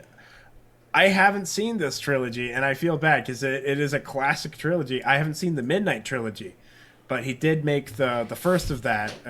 Is that Before Sunrise? Before Sunrise. So the other day somebody recommended that movie to me strongly. He was like, "It's a really great movie, and you got to watch it." He wasn't as passionate as the guy who recommended 48 Hours to me. That's a shame. No, I'm kidding. But I believed this guy too. So. Yeah, no, totally. That movie, that's a movie that's been around for a while. I think it was 1995, and apparently fantastic dialogue.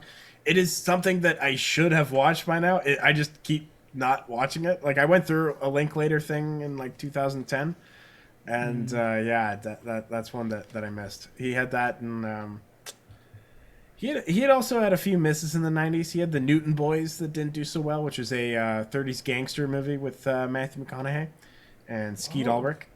That bombed, but that's okay because he made some phenomenal movies after that. And Boyhood is great. I have seen A School of Rock. I didn't realize he made that. yeah, School of Rock is classic. Yeah. Cool. If you do a 2000s Iceberg, that'll definitely be on there. School of Rock?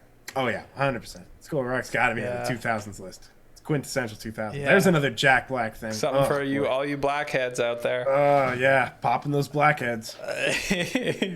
Okay, cool. Richard Linklater made some good movies in the 90s, and we got to check out his trilogy in the 90s. Yeah, or at least check out Dazed and Confused. Oh yeah.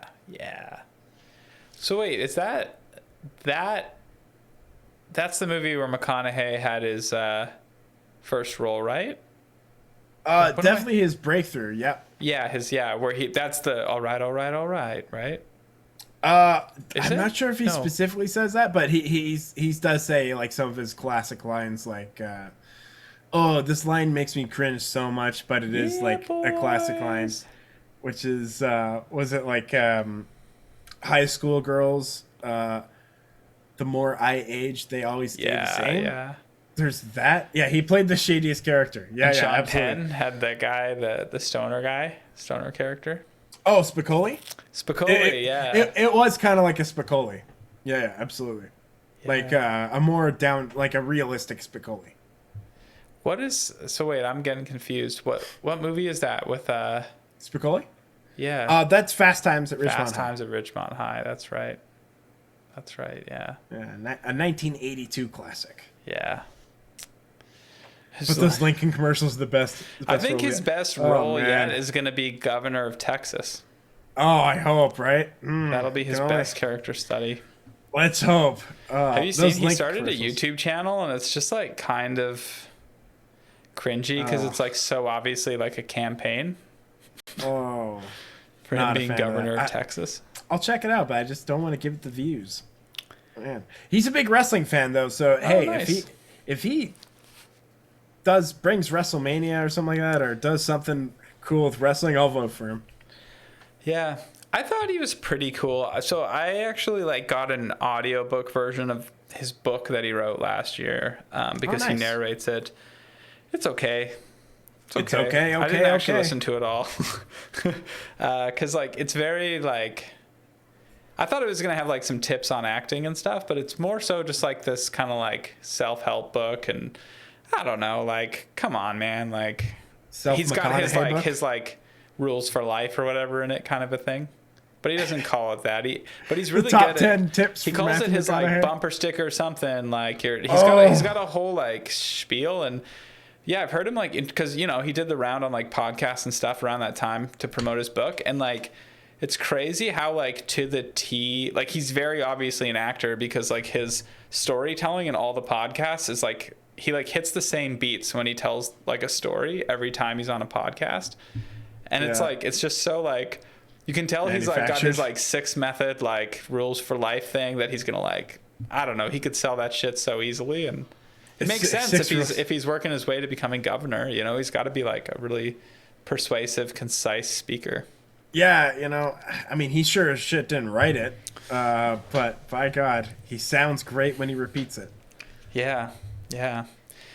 Okay, moving on. Boom. Office Whatever Space. it was, Office Space. This is great. This is Mike Judge at his finest. This is one of the funniest movies of the '90s. Still as relevant today as it was then. Yeah, dude, I feel like this movie was just like so great, such a hit. Like because, yeah, the first time I saw it must have been like 10 years ago, so it was still an old movie by that time. But man, it was still like super relevant, and even today, like I chuckle at just like the relevancy of like the everyday blue collar worker's life like in that movie, and it's funny because like they're all the kind of stuff is outdated, but it's just like at its like philosophy at its core it's so great. People can so relate to that movie. Yeah, right. The technology definitely changes and whatnot, but the actual core of the movie, frankly, I think it's timeless and probably like. I think people that could watch it probably for like 100 years from now and still like get what it's getting at and relate to it a bit. Just like, because I'm assuming there's still going to be like mass people working in like whatever the cubicle is in the future. They might not have walls and whatnot, but it'll be like a collection of people working, and I'm sure they'll be able to relate to it. Yeah, dude, so good. Probably my absolute favorite moment in the movie is like when he'd like just been hypnotized, and then like so he's like being for real, and then he's just like, I think he's talking to Jennifer Aniston, and he's just like, yeah, I don't like my job. I don't think I'm gonna go anymore. And he just like so nonchalantly like does that thing like many people have wanted to do at like a critical point in their like career. I'm just not gonna It's just go like, anymore. I'm just not gonna go back. Yeah. It's like, oh, you're gonna quit? No, I think I'm just not gonna go. Yeah. Oh, that speaks to my soul right there. Real art. Yeah, right. Like Mike Judge is a genius in general, right? Like I love Mike Judge. So I think this is one of his funnier movies. Period. I love me some King of the Hill, and I love me some Beavis and Butthead. I think this is I think it's a little funnier than Beavis and Butthead, but some of the King of the Hill episodes are they're fantastic. But this is just as good. Yeah. Have either of us ever just walked away from a job like that? Like kind of rage quit, or just walk away. Trying to think, not really. I think I've casually kind of like called in sick and not given a shit. Yeah. No. Have I just kind of walked away? No.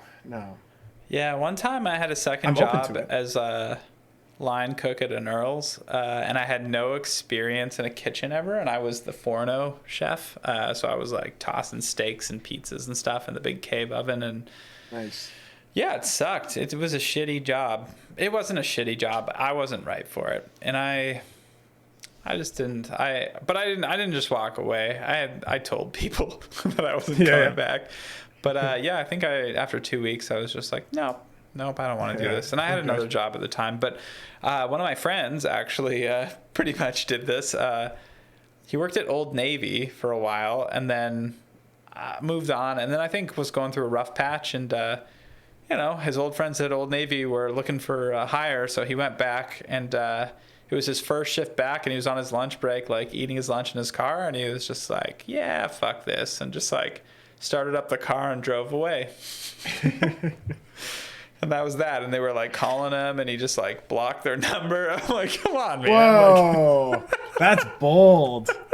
That is so bold. Blocking numbers? Oh, come on. But it's your local Old Navy. I guess you're never going back there. Better hope you don't need jeans or some khakis. Yeah, geez. Yeah, what are you gonna do, man, if you need like a basic ass like button up shirt? Oh, you're fucked.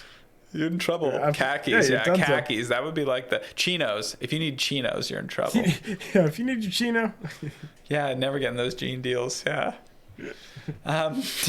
Anyways.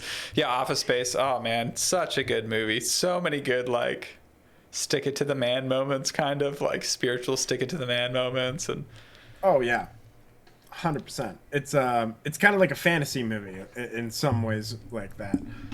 I was just quitting the job fantasy. It's kind of crazy because the main guy in that movie, he's not really famous anymore or whatever. He's not. Well, Ron Livingston. I mean, to be fair, it wasn't like the biggest budget movie. He had few things here and there. He still pops up in movies. I remember him getting his own TV show for a little bit called Standoff in the mid 2000s. Okay. I think I was the only fan of that because I loved him in Office Space. I was like, fuck yeah, Ron Livingston's getting his own TV show. I'm hyped for that. People are like, Ron who? Yeah, Ron what? And then boom, cancel it after like one season. We got some truth bombs in the chat. First of all, Date Mike reminded us that there's $1 flip flops at Old Navy. That's true. I feel really bad for people who made those and didn't make a living. What's the Wi-Fi though? Real truth bomb. I once made a fake cast to quit a job. Wow. I'm proud of that one. What? Wow. So like, how did the cast get you out of the job for good? Were you like, this leg's gonna be broken forever, or what was the? How did that get you out of the job make the completely? slip? I'm really curious. Basically, whoa. That's pretty awesome. So how did you make the cast? How did you make it and make it believable? Paper mache? Torn Achilles tendon. Yikes. So was it like a bandage wrap type thing, or did you have a full-on cast on there? Was it like a doctor certified cast? Yeah, it said doctor certified on it, and then they were like, I'm not going to mess with that. Nice. Well, hey, you know what? You picked up a skill along the way. Wow. So once you had that on, were you like, oh, I gotta quit because now my leg's gonna be broken for however long, or were they like, you're unfit to work, you're out of here? How did it go? Was it a you choice, or did you force Do their not hand? recommend. Yeah, that's fair. It seems like it would be pretty stressful, just in case, like, I mean, if they ever saw it, just like, if they are a medical professional or knew anything about it, it's just like, that doesn't look right. I'd hate to be called out. That would be so. I'd be nervous about that. Yeah, but I mean, I guess it's one of those things where like nobody wants to be the one to pull the trigger, you know, because like whoever's like suspicious is nervous that they'd be wrong, and then that would be double bad if they like. Yeah, did they buy it? I was like, nope, don't think I'm gonna be able to work for a long time. Then I'm going back to school in a month. Nice. Oh, nice. Didn't care enough. That's okay. That's cool. Good for you. Owning it. Yeah. But hey, you know what? If they knew that you put in all that effort to make a fake cast, they'd be like, this is upper This management. person's She's good. got upper management material written all over him. Right there. And then you'd all of a sudden, before you know it, you'd be making six figures and you'd hate your life. Oh, yeah. But by God, that Like cast. your soul would be crushed a bit, but you'd be making bank. Yeah, or at least have a business doing fake casts for people. Nice. Okay, so it's hitting 10 p.m. Maybe we should stamp that one and keep rolling on these movies. Boom. Yeah, so you have a timestamp how late you could potentially go tonight. Yeah, I mean, is this push it? Are we going to have to do a part two continuation of this? I mean, honestly, because I like it. I like not rushing it so that we can just like, you know, chat about these movies at our own pace rather than like just rush through them. So maybe we pick up more of it next stream and then move on to something else too. But I think I can keep going for like a half an hour. Absolutely. Let's do it. that? At least get out and get this tier and then maybe another one. Yeah. Okay, nice. Whew. Where should we go next? Well, let's see here. We've tackled a lot of these. We have yet to tackle the Blair Witch Project. Yeah. I think we've briefly mentioned this in the past. Man, Teenage Mutant Ninja Turtles was a $13 million budget that brought back $200 million. Blair Witch Project. Woo, that movie. I don't have the exact numbers here in front of me, but I think it was something like $200 million that it brought in, but it was made on a budget of, I believe, $25,000 to $50,000, significantly less. So that is, again, one of the biggest returns to budget of all time. The Blair Witch Project. And was a really awesome way to make a movie. I thought it was a really clever way to do it.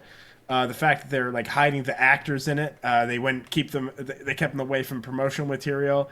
Hyped it up like it was a real thing, a real documentary, real found footage for the first little bit while he was doing the festival circuit. I've heard this before, and I'll say it, you couldn't do this. You couldn't do that now. You absolutely couldn't do it. You know, the amount of time and detail that they went to do that.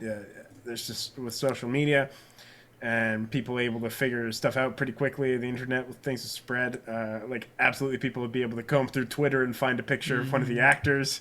You just couldn't do it now. So it is unique to its time and couldn't be done again. And a really awesome movie. It was effective. And I watched it again recently this past Halloween, and really? It's still, yeah, and it held up. It's still scary. So that is a movie that's a big thumbs up.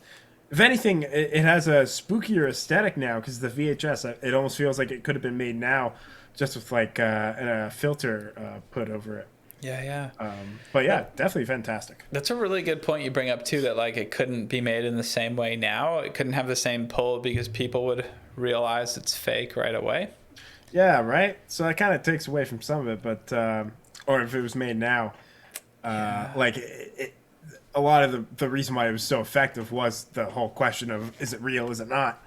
You take away from that, and it's a little more gimmicky, or is it less gimmicky? I'm not entirely sure, but no, I think I bet you, man. Like a lot of people were drawn in on the premise of like is this real? And like, if you ride that like line of question, then it's going to be super interesting. Word is going to spread.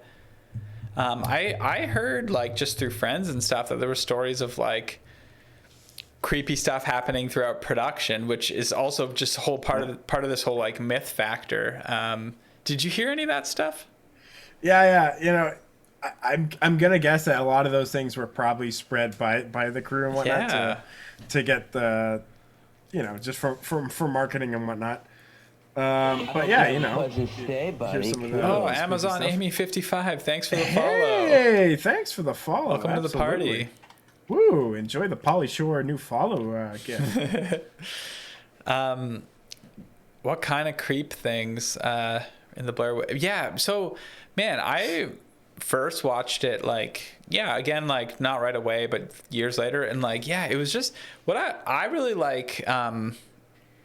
That it has more of an ambiguity to it in general than a lot of other like found footage movies. At one point, a found footage movie is gonna like be too much for me, and like I'm kind of thinking like, oh man, I would have loved it if I didn't quite see the monster, so to speak. Or like, you know, like Cloverfield, when the first one came out, like I was really excited to see it because from that like first trailer. Do you remember that first trailer where they didn't even give you the title of the movie? Like, and everyone was like, what the hell? It was just like a date. And like there's this like found footage of like some sort of like disaster hitting New York City or whatever. And people were so stoked. And like all the stuff that they would do on that movie and like other J.J. Abrams movies where there's like, what is it called? Like it's like viral marketing, I guess, right? Where like there's like fake websites and like there's like people on forums trying to tie together the mystery.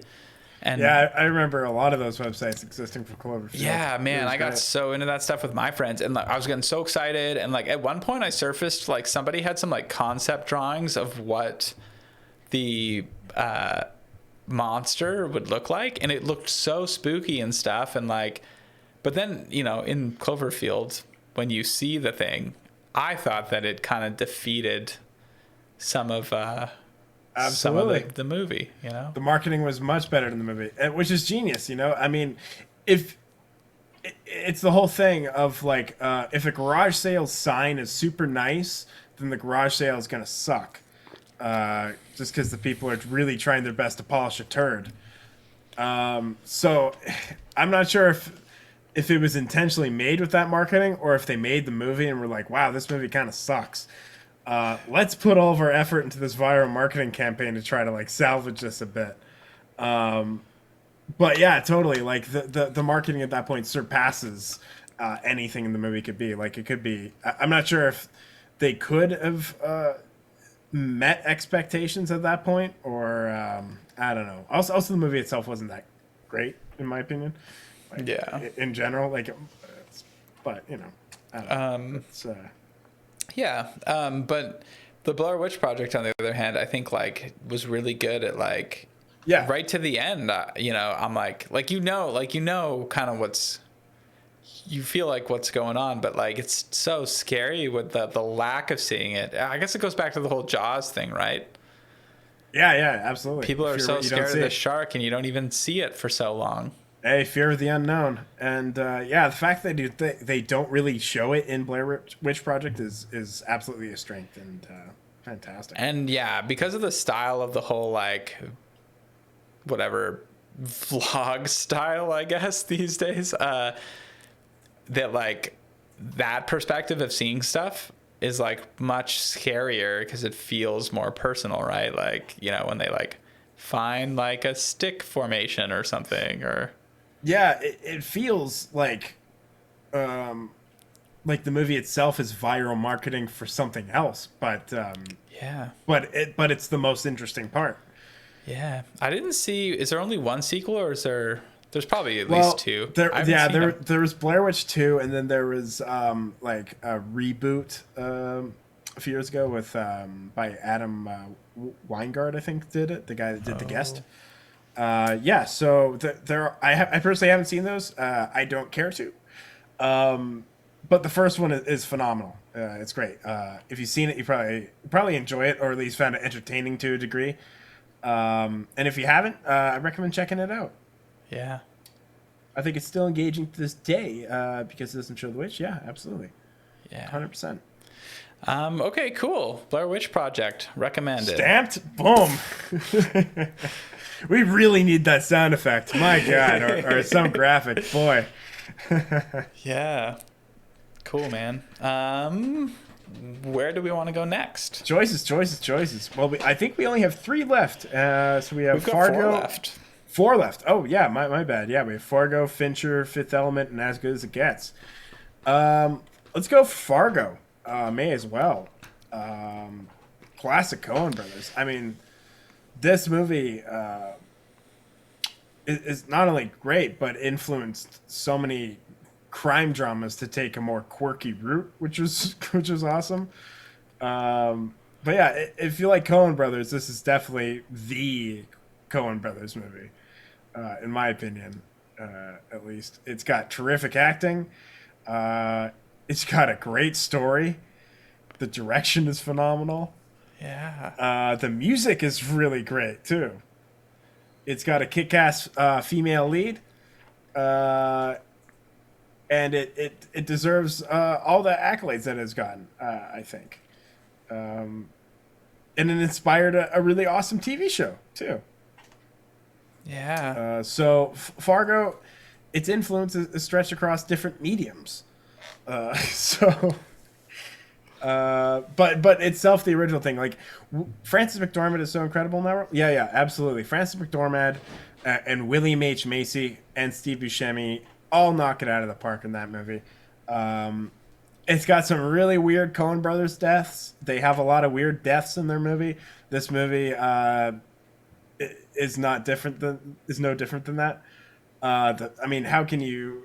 As soon as I think Fargo, I think of the wood chipper scene. Automatically, it's just so burned into the head. And the message at the end, terrific moral. Frances McDormand driving, I believe, Pete Stormare, and saying all of this, all this murder, all this kidnapping, all of it, for a few bucks. And it was such a simple message, but the movie earned it by being so well done and gripping and captivating throughout. So Yeah. if there's one Coen Brothers movie that you watch, I think it ought to be Fargo. Yeah. Fair enough. And have you seen the TV show off it? Yeah, absolutely. I've seen the first 2 seasons. I think we talked about this on the show, but Yeah, I think so. First 2 seasons, watched, loved it. I personally loved the second season. I loved it a lot. Third season lost me, and I stopped watching. If you had to pick the Accurate. movie or the show, what would you pick?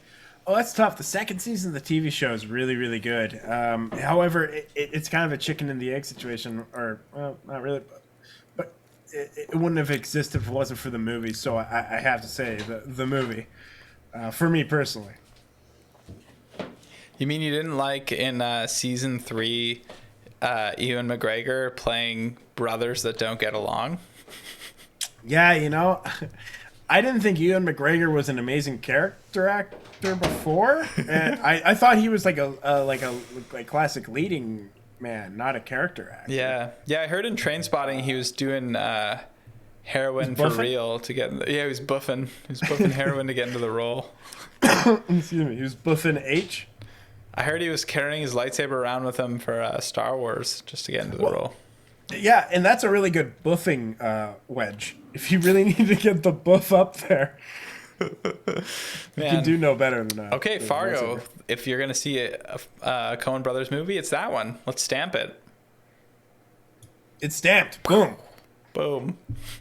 Okay, we got 3 left. As Good as It Gets. That's Jack Nicholson, right? And I love As Good as It Gets. I could watch this movie all the time on repeat. Love it. oh, it's on Prime. Is it? Okay, we're watching it with everyone. Actually, no, I don't want to talk over it. My whole thing would just be like, shh.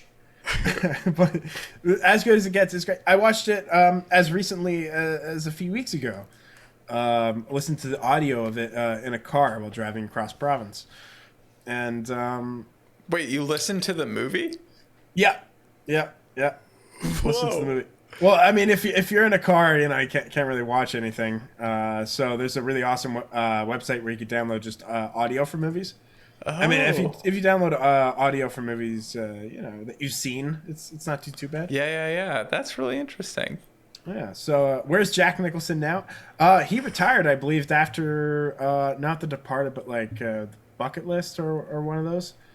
Yeah, he formerly, I believe, retired, and I think on his 70th birthday had hired 30 escorts.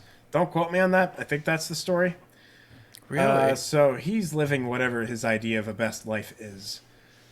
Yeah. So yeah, what was his last movie that he did?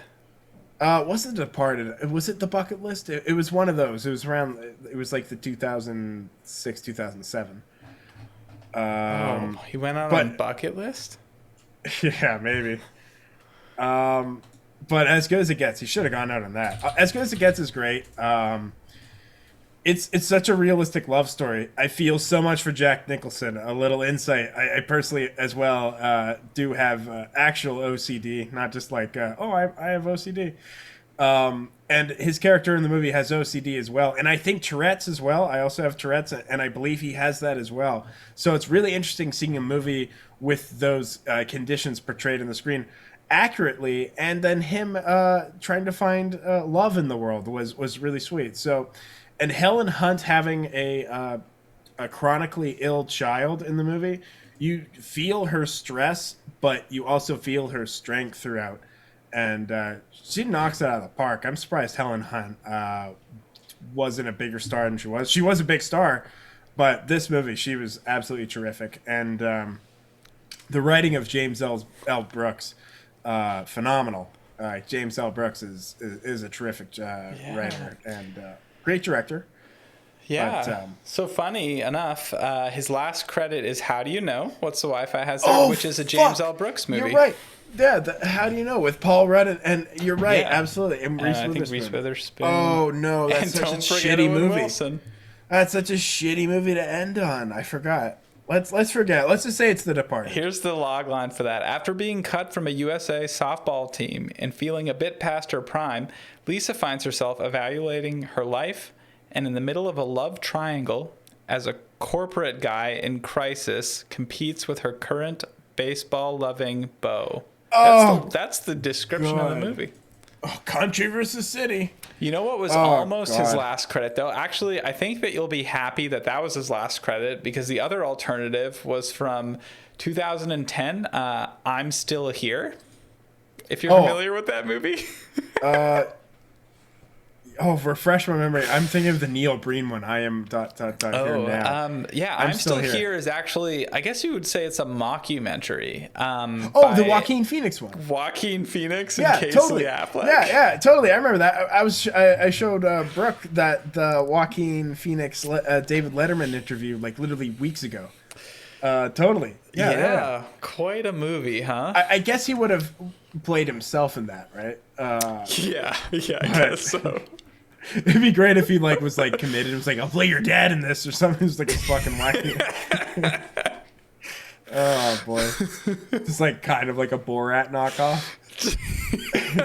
It's him and Joaquin going across country. Man. Have you seen the movie?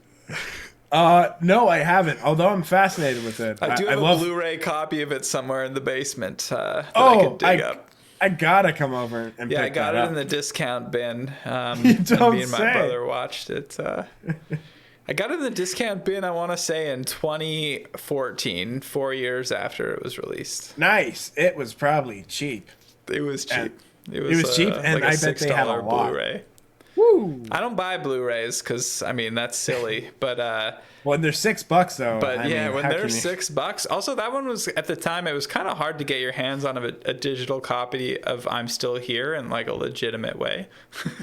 Yeah, that's fair, and it's a kind of a fascinating concept of a movie too. So I mean, I get it. Yeah, it's quite the movie. I don't know if it's fun to watch or just it's worth the watch. Yeah. I'm curious watching it just for the Letterman interview. Yeah, the whole thing I got going on the whole time is what's kind of the point? But I guess I get the point. He wants to show you what happens if a celebrity turns on their face and how the public treats them or whatever. But which is I didn't think need to be explored. I thought it was pretty obvious. People kind of turn on them and then decide to watch for a bit. Then it's like boring. That's kind of how I felt about the movie. Like, it's just kind of sad. There are some moments, but mostly it's like, man, this is just kind of sad. And like everyone's kind of got that look in their eyes that like, I feel bad for this guy. Like, this is sad, you know? Yeah, it's like they're treating it like it's some crazy social like experiment, but it's like pretty obvious the results. But but you know what? Yeah, he's a good actor. I'll give him that much. Phenomenal actor, big fan, and I'm glad really it wasn't real. I'm so glad that was just a thing in the team back. I don't know, man. If he just kept going with his rap career, he'd probably like be pretty good by now. #1 on Spotify. Yeah, he could probably do it. Joaquin Phoenix. Yeah, I don't know what his rap name was in the. I don't know what he had a rap name. I'm pretty sure though. The real Joaquin. Yeah. Phoenix from the Ashes. Oh boy. Yeah, such an interesting movie. Anyways, where were we? As Good as It Gets. As Good as It Gets. One of the, if not the best romance in the '90s, for my money. That and Sleepless in Seattle, back to back. Those fantastic romance. Can't go wrong. I wonder if Sleepless in Seattle's on Prime. We should do a little Prime double feature. Have a little bromance. Yeah, absolutely. Some Meg Ryan, Tom Hanks, and a little Nicholson. Whew. Is it on Prime? Dude, I think it's on Prime. Oh, nice. I think they're both on Prime. Oh, yeah. We could definitely do that. We could do that on like Saturday or something. Ooh, I'd be down, man. I'd be down. We'll just give it a go. Nice. Okay. Well, then give it a go. Double feature, bromance, ending in As Good as It Gets. Love it. I am so down. As Good as It Gets is a terrific movie. Okay, great. What's the Wi-Fi? You're going to be crying at the end of that? So will I. 100%. So that's As Good as It Gets. Stamped. Boom. Fifth Element. Mila Jovovich. Bruce Willis, right? Absolutely. Luc Besson. Look, so I put this on here because I mentioned in the Discord some 90s movies. I saw this pop up. I had to kind of put it on. Me, personally, for my money, not the biggest Fifth Element fan. Yeah, that's like I don't even have much to say about the Fifth Element, other than I think it's been done to death. It was like a Dune mixed. It was like Dune and Blade Runner, like the lesser parts of those mixed with like some like Bruce Willis sci-fi action. Yeah, and then Gary you throw Oldman's in it too. Yeah, Gary Oldman is pretty cool in that movie. He does do a pretty wild performance. And then you get like Chris Tucker doing his fucking shtick, which is like he's clearly like there's someone that's buff and blow. Clearly just like off the rails going around. I don't need Chris Tucker yelling in any movie, let alone Fifth Element. Although there is a big cult following for Fifth Element and people that fucking love that movie, totally fair enough. I'm not taking away. I personally don't see it. More power to you if you do, though. How about you, Parker? This was your recommendation in the chat. I hope you don't come out and say this is your favorite fucking movie. No, it's not. But there is one specific moment that I really relate to in real life. So, Ed, have you ever been in a float tank or like a sensory deprivation tank? Oh, no, not well. I kind of tried to. Like, I made my own with like ping pong balls once and like some headphones playing white noise, but Are you playing not with an me? official one. Are you playing with me? You No. did that? You really did that? I really did that. Yeah. Was it fun? It worked, kind of. Like I started hearing a train that I thought was outside, but it wasn't. Yeah. Okay, cool. Well, that's good because they're not cheap. How about you? Yeah. I've been in a few in my day, yeah, I think the first time I did one, because it's like a 2-hour session and stuff, and the only way I can really describe coming out of the tank, so you're in your own like private room, and then you come out of the tank and shower, but your senses are so sensitive that like you just come out and like there's the light, there's the temperature, the touch of the shower, and I really was like, must be what Mila Jovovich's character felt like when she like comes out of the goo or what, you know, the test tube, and like I'm like, and you're just like, you're so like vulnerable, and you're kind of, you know, and you're naked, you know, because you're showering off, and you're just like, oh, I'm like Mila Jovovich in The Fifth Element. And that's just why fresh I like to the this movie. world of senses. And are they all good? No. Yeah. Yeah. That's interesting. That's why I haven't heard that described. What was that? It sounds like an interesting experience. I kind of want to hop in one now because the ping pong balls didn't get quite that experience from that. Do I recommend a float tank? You know, I do. Oh. Nice. Yeah, I can understand, because if somebody's like claustrophobic, there's just certain things that can be tough, or it can be a kind of difficult thing. But a lot of the time too, you can like leave the door of the tank open if you want to just chill. Like that's, you know, so that you don't want to feel as claustrophobic or whatever. But you're laying in water. They make it like the same temperature as skin, so that like that's how you kind of like lose your sense of touch, is if it's the same temperature. And then there's like a ton of magnesium in it, so you're like floating like you would in the Dead Sea. So even just the like physical relaxation of floating, I find, is actually like really nice. Even just like the physical rehab aspect of it. But yeah, if you kind of just like chill out.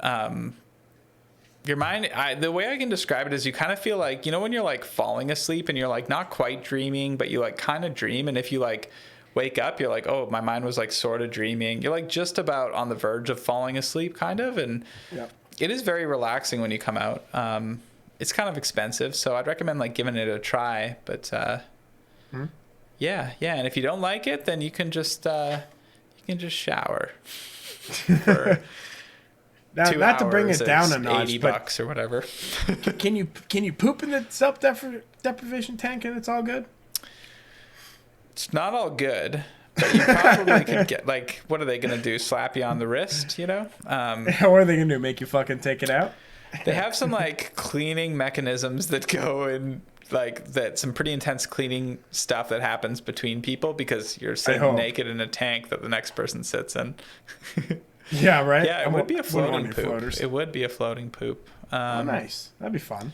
But yeah, I've only been to like one particular place, and I assume certain places have different standards. But the place that I went to, afterwards, you come out and they have this like lounge that you can just like sit in. That's really quiet, and they have like herbal tea you can drink, and then they're actually playing like, they have like a projector going with some like just like space images and stuff, and you kind of just like zone into it, and it's like a nice slow reintroduction to the real world before you have to leave. Whereas like if I went to a place where I just had to like shower, get dressed, and pop out the door, then that'd be a little more abrupt, you know? So yeah, a little overwhelming.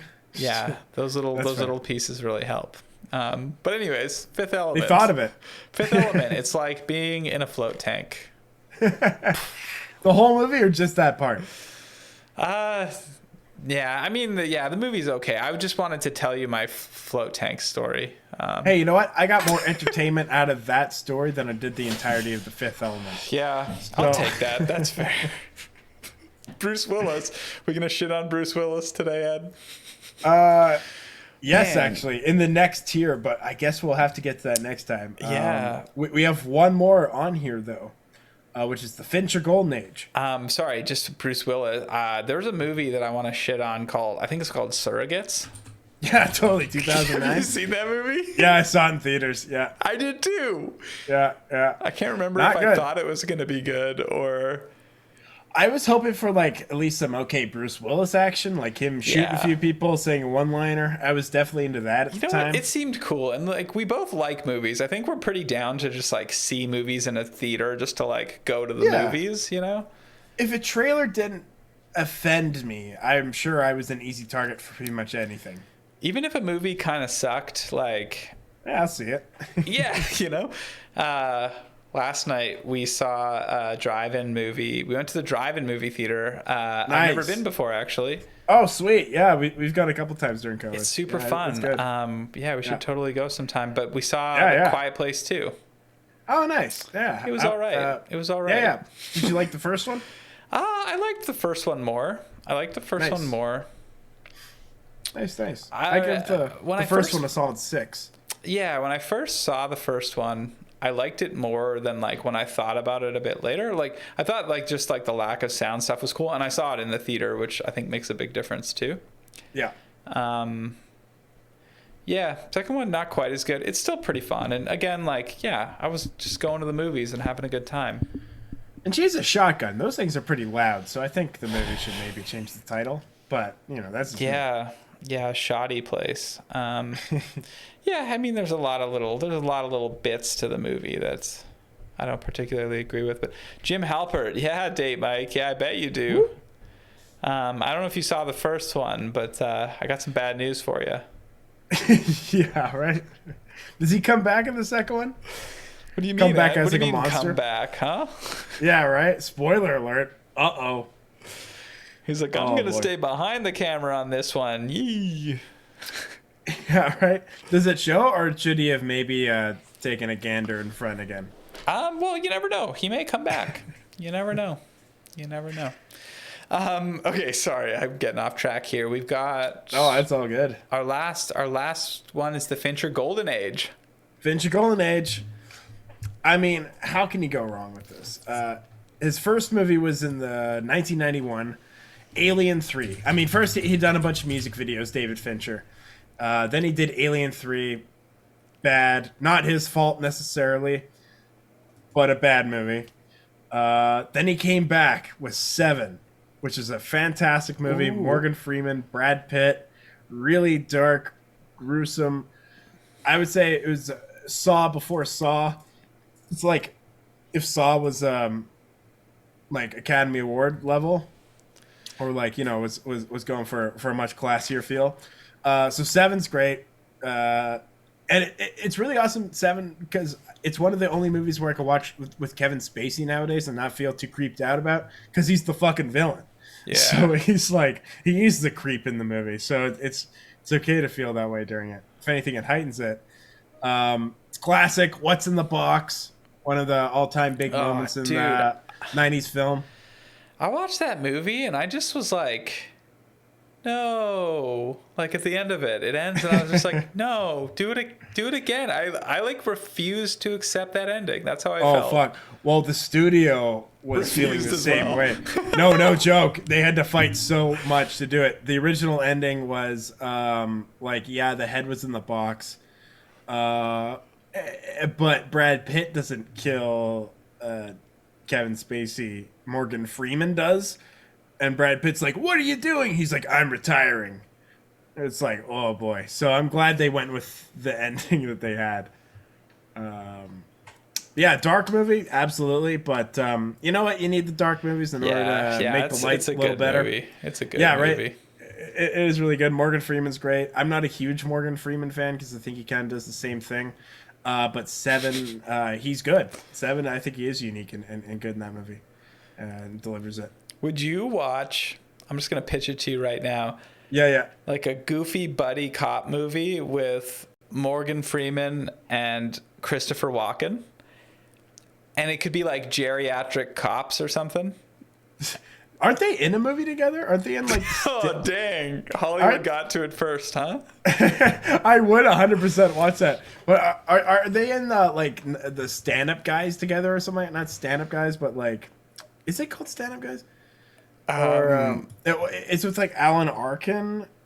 Wait, is this the first... what was the first movie by Martin McDonagh? Is that the one? The Seven, no. something 7? What's that No, one not called Seven again? Psychopaths. No, Seven no. Psychopaths. No, Just it's a lot of famous people in that movie. Going in Style. Okay, is it Christopher Walken? No, it's not Christopher Walken. Apologies. Nice. Okay, well then the lead's still hot. It is. They're buddy cops. Maybe they both are like forgetful and kind of silly, and then maybe we bring in like they each have their own like grandsons that have to like keep them on the track Oh, of God. a murder case. And they're always rolling their eyes like, Grandpa. Yeah, and like, you know, the two of them are just talking about the good old days, and It's like, where's the body? Grandpa, you're standing on it. Oh. but then it could take like a crazy tone shift, like maybe like halfway Christopher through the Walken movie. kills himself halfway.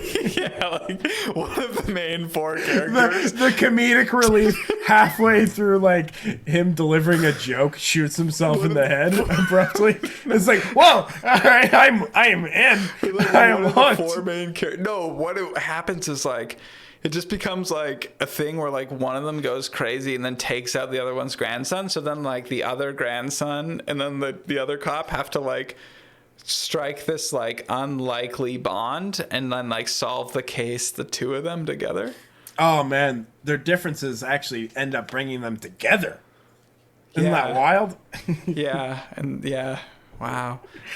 Dave Mike says, when I think of Christopher Walken, all I can think of is Click. Wow, that's people think of Click when they Yeah. when he's the mad scientist in the back of Bed Bath and Beyond and gives Adam Sandler the controller. It's unfortunate. It's true. Yeah, I think of Christopher Walken in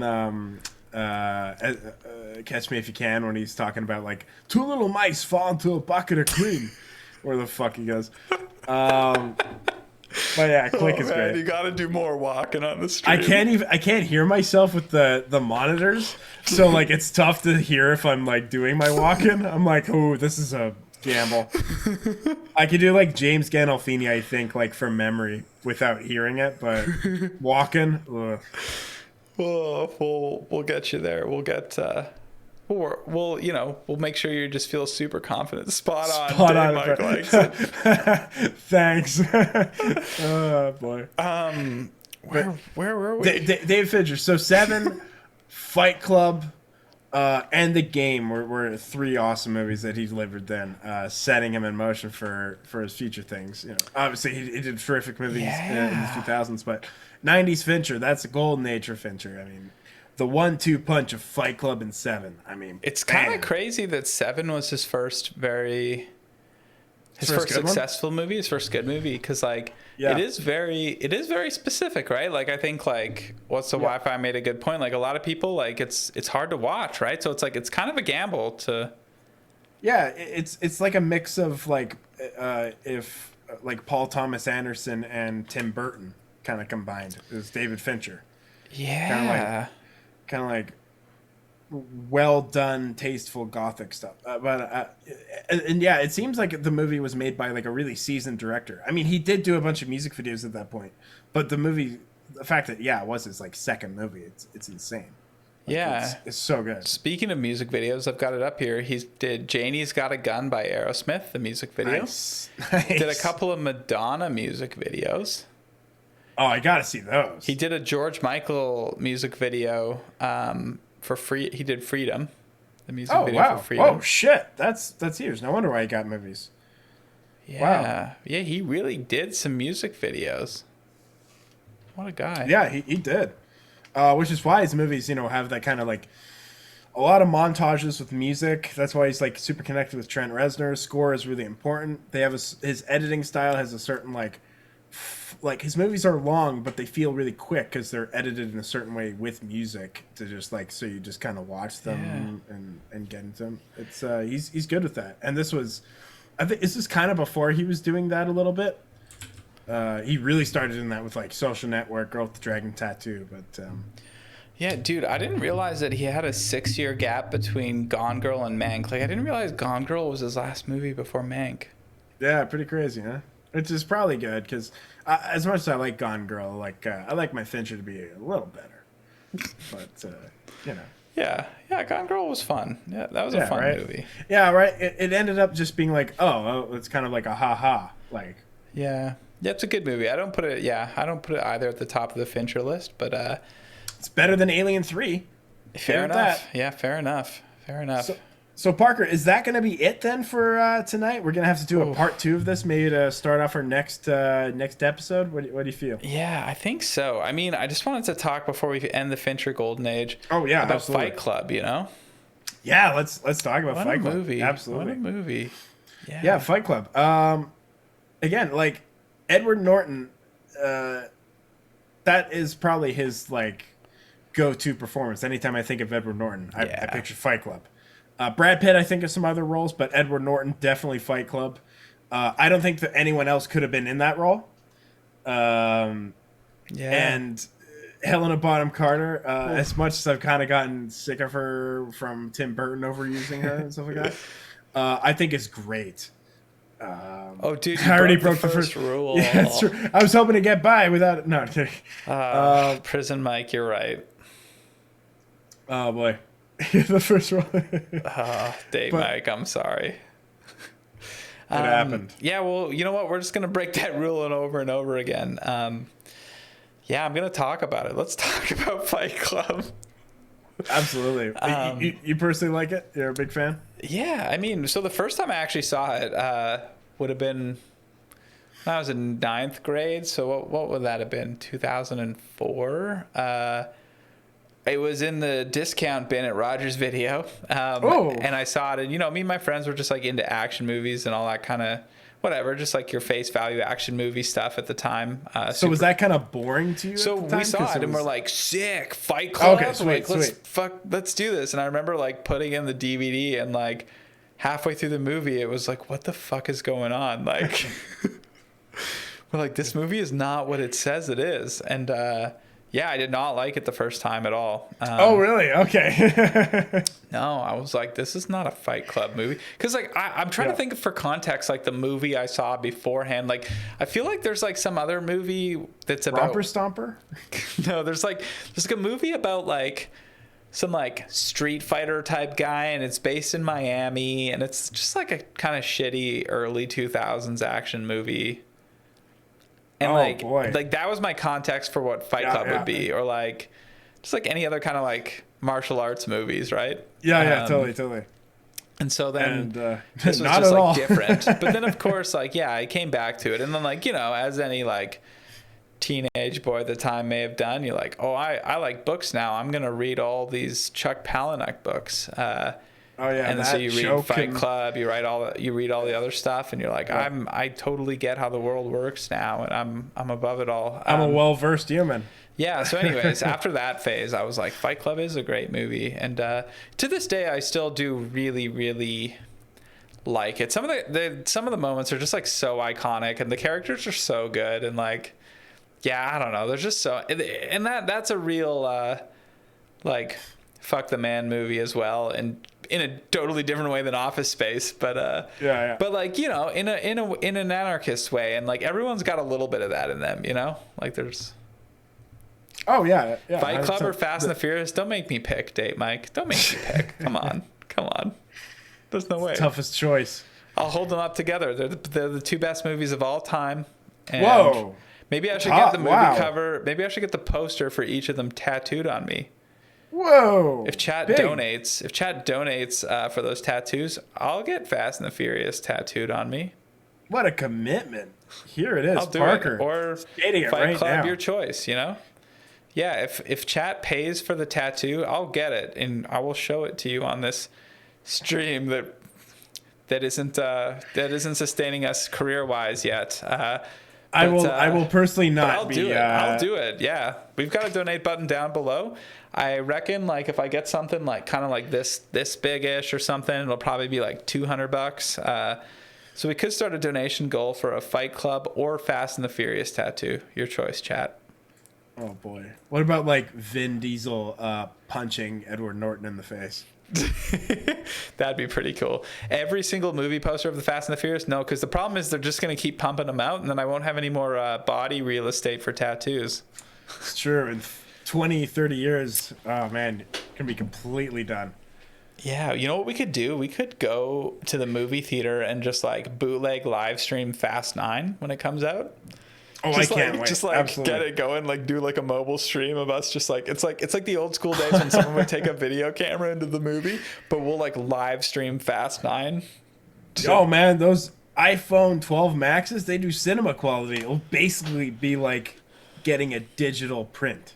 Yeah, I bet chat would love that. Unfortunately, I have heard Vin Diesel's song. Oh no, it just came out. Maybe I haven't heard it. Maybe I'm thinking of someone else. Oh, Ooh. no, I did hear it. I did We hear gotta play it. that on the stream. We'll It's do so bad. It's so weird.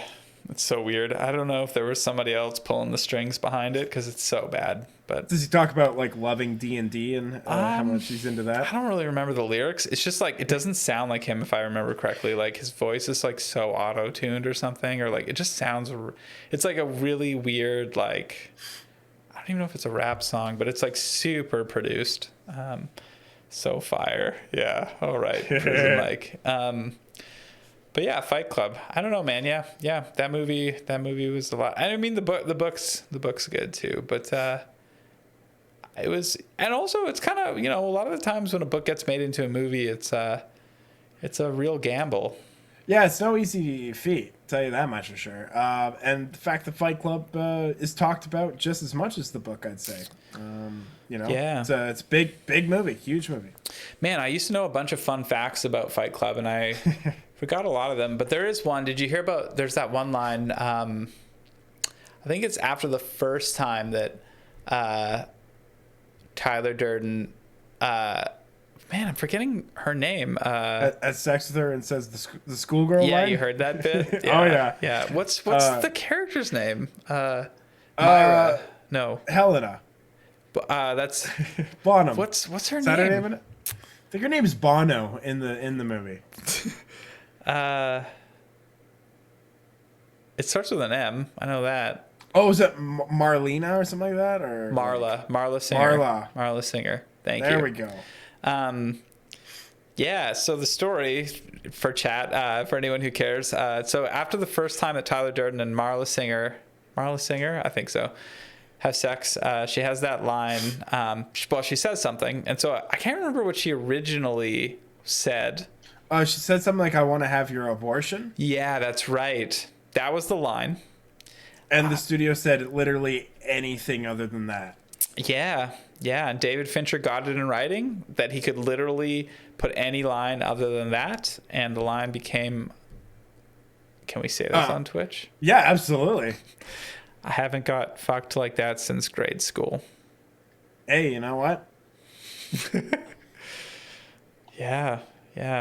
Other fun facts about that movie too, but yeah, right. I love reading all sorts of facts about that movie. All sorts of alternative lines that Helena Bonham Carter has potentially said in other movies. I like reading about. Did you know that Reese Witherspoon was up for Marla Singer first? That's fucking she turned wild. it down. That is wild, right? That is wild. Oh, I believe she turned it down because she was doing another. Yeah, the movie wouldn't be as good. Like, no offense to her, she's great. She's great. It's not her. It's just like once Helena Bonham Carter is that role, it's kind of like our friends over here, Date Mike and Prison Mike. Like, imagine if John Krasinski was Dwight. You just can't. It's not the you same. Just can't. Not right? the same. You just can't. It's got to be Rainn Wilson. Okay, sorry, I'm trailing off now. But that's it. Fincher Golden Age. I think. What's your favorite movie from the Fincher Golden Age? 7. Yeah, definitely 7. Yeah. That's fair. Do you like Fight Club? You won't offend me if you don't like it. Do I like Fight Club? Yeah, I do appreciate it. I don't even think it's overrated. I think it's perfectly rated. Yeah, it's not a movie I go back to and watch. But it's definitely earned its place. Yeah, absolutely. Fair enough. Thank you. Yeah, that'll be my favorite, of course. But Nice. 7 is also great. I mean, yeah, I won't. Yeah, right. Like, you can't go wrong with either of them. I mean, if you're going David Fincher, other than Alien 3, you can't go wrong. I mean, all his movies are good. I kind of wish that Zodiac's not getting. No, 2007, not even close. Not even close. I love Zodiac. Yeah. Oh, I guess, okay. Well, we're going to continue this Iceberg next stream because it's 2.5 hours and we've made it, 2 tiers?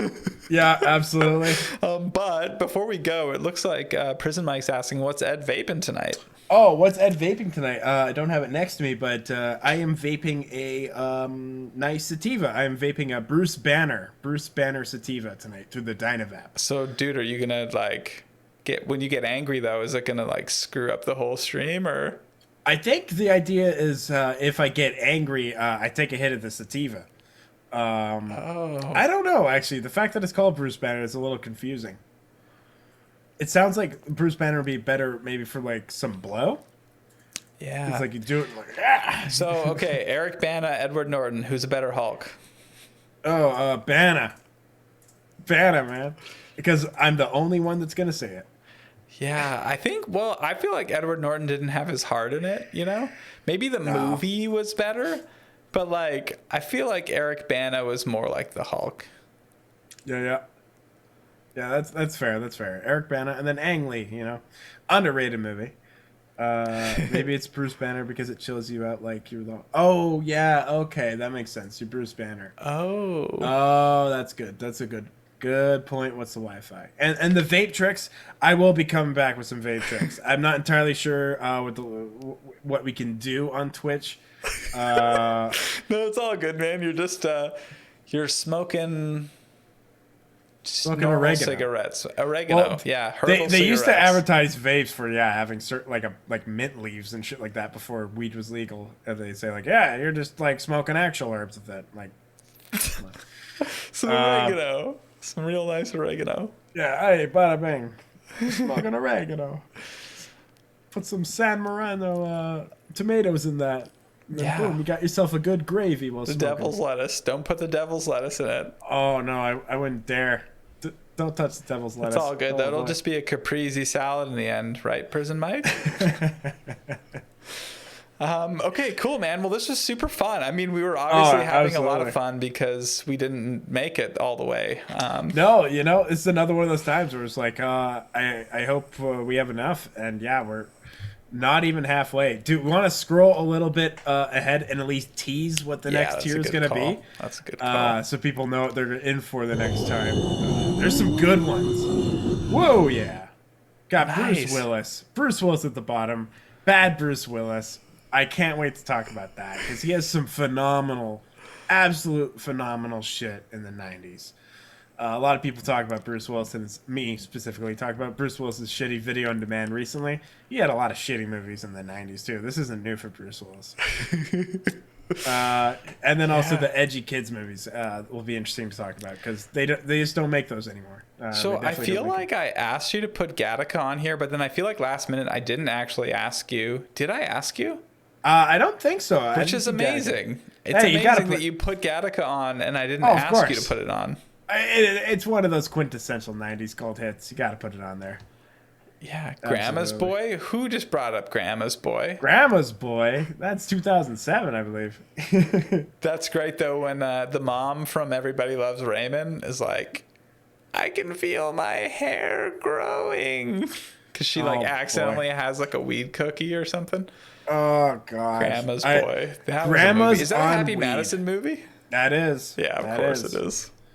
Oh, fuck. Who is the guy in that? He looks like Mel Gibson, but he's not Mel Gibson. Like the star of it? Yeah. He's like one of Adam Sandler's lackeys, one of his cronies. I don't. Yeah, he is. Know his name, you don't even really know his name, right? Around the time of Basketball. Oh, Basketball would have been 1999. I should have had Basketball in here. Damn. Ah, man. Oh, well. We'll I have seen Basketball. That was a fun movie. We can do a Matt Stone and Trey Parker tier list at some point. Yeah, and then there's that guy, Peter Dante, that, plays his... That guy's just, in a... Was that guy George of the Jungle? No, that was Brendan Fraser. Yeah, Brendan Fraser, yeah. But he kind of looks like Brendan Fraser. But that guy's this always stoned guy in Grandma's Boy. Was Jonah Hill in that movie? Oh, no, he was. Jonah Hill was in Grandma's Boy. Wow. Shit. That's great. Early Jonah Hill cameos are fantastic because he started kind of popping up in around 40-Year-Old Virgin and stuff like that. Alan Covert, that's the main guy in Grandma's Boy. Alan, right. But yeah, he's just random characters in Adam Sandler movies. How nice of Adam to give him the starring role. I was like, wait, what? You're picking him? That's just was it they had a draw, a random He was probably due for what, he's probably like, dude, I've given you so many favors. It's my time. And he's like, all right, I got a script for you. Here you go. I kept all your secrets, man. I have not revealed anything. You fucking owe me. Isn't it he programs video games and Yeah, that's what it is. So- He makes some video such games. shit. Yeah, Hey, I've if seen it's that on movie Prime. several times actually as a teenager. You know, funny enough, I haven't seen it once. Interesting.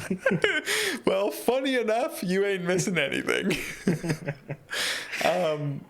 Sorry, I just thought about the mom from Everybody Loves Raymond. I really love Ray Romano, man. Deborah. Deborah. Yeah, The whole show. I love it. Ray. Oh fuck, Brad. What's that guy's name? Hey, oh Raymond. god, Brad something. Brad. Yeah, can't pull it. He has like Brad Garrett, I think. Brad Garrett. Yeah, He's like, that sounds right. He's a comedy club, I think, in Vegas that I always Fuck, I wanna would check out. love to go there and see him there, man. That would make right? make my year. Make my To life. run into him and just get him to do Everybody Loves Raymond bits.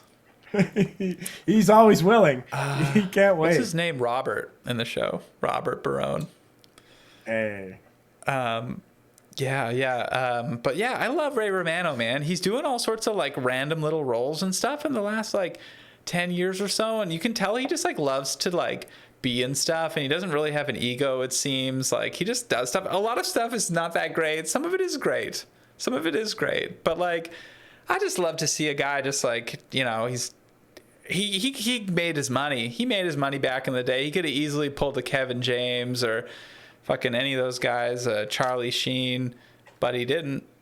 No, he didn't. And honestly, the trajectory that he's on, I wouldn't be surprised if he like lands himself in like a Oscar, best supporting Oscar. Yeah, I could see. Or like he revamps his career in a Quentin Tarantino movie. Or in like a Liam Neeson sort of action movie way. I could see that. Yeah, but he ain't doing cash cows. He's like having fun making art, you know, and some of it hits, some of it doesn't. It's like the Harry Potter guy. What's his name? Radcliffe? Daniel Radcliffe. Yeah. He makes a lot of bad movies, but he's really rolling the dice. He's rolling the dice hard and often, you know? And He's I making respect bad that. movies. But he's making that. Yeah, right. He's making movies you wouldn't expect him to make, which is the twist. It's not like like he's acting like some whatever lame romance movie to try to cash in on that. Yeah, he made that like jungle movie a couple years ago, and it was pretty bad. But he went for it. Actually, I heard Swiss Army Man's pretty good, and that probably had a pretty bonkers script. I haven't seen it. Hey, if that's on Prime, we should watch that. Date Mike says that his favorite Ray Romano role is when he was in The Office. Yeah, he was like really insecure, right? Is that, I think he was like this insecure guy auditioning for the role. Or sorry, he had a job interview. Prison Mike says kind of does it to himself. Case in point, he was supposed to start another job that day. Yeah. Oh. Yeah, that's true. Love Ray Romano. Anyways. Oh, Ray Romano tier list coming soon. That's all I can say. Deborah. Deborah. Deborah. Yeah, he's really cooled off since his Everyone Loves Raymond years. What's her name? Rebecca something? Deborah Winger? No, yeah, maybe it is Rebecca. What is she? She does the odd movie here and there, right? Still. Yeah, Everybody Loves Raymond the movie. Dude, I'm waiting for that movie. But I think both 2021. Both of Raymond's parents are dead now, right? Yeah, they'll like archive footage, CG. They'll be able to work them in. Yeah, they could do a hologram. Yeah, right. No problem. Yeah, or they could like de-age. No, they couldn't. I guess they'd like pro-age some other actor to make it look like them. Patricia Get their Heaton, kids. She is dead. Dang, and then the dad's dead too, right? I think Patricia Heaton's is Ray Romano's wife in it, and I think so because I think I forget the other person's name. Yeah, you're right. Patricia Heaton. But and then who plays his dad? It's not Peter O'Toole. Was it Peter Gould or? What's his name? It's a Peter something. It's a Peter something. Yeah, totally. Peter, whatever his name. Peter Boyle. Yeah, from Young Frankenstein. Yeah, he's great. Peter Boyle died in 2006. You're kidding me? Yeah. It's been a while, huh? He's a terrific actor. He's funny as fuck. Doris Roberts, she did die. Doris Roberts. She's dead. A little later. 6 years ago. Oh wow, she hung on for a while. Yeah, she was 90. She was 90. May she rest in hell.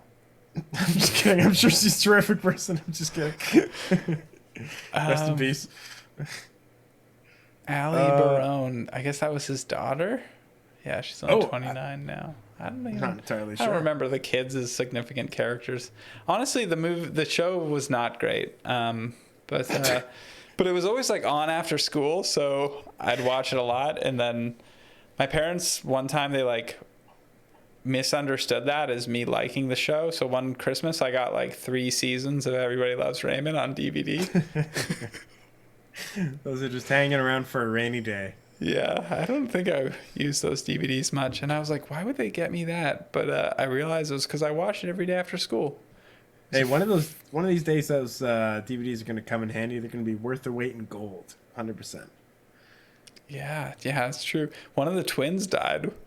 Oh, wait, they had twins. Yeah, jeez. Anyways, I'm really going on a tangent here, I guess. Oh, buddy. This was good, though. I'm glad. We got the first half done. I guess the next time we stream, we should probably tackle the second half first, take care of the business, and then...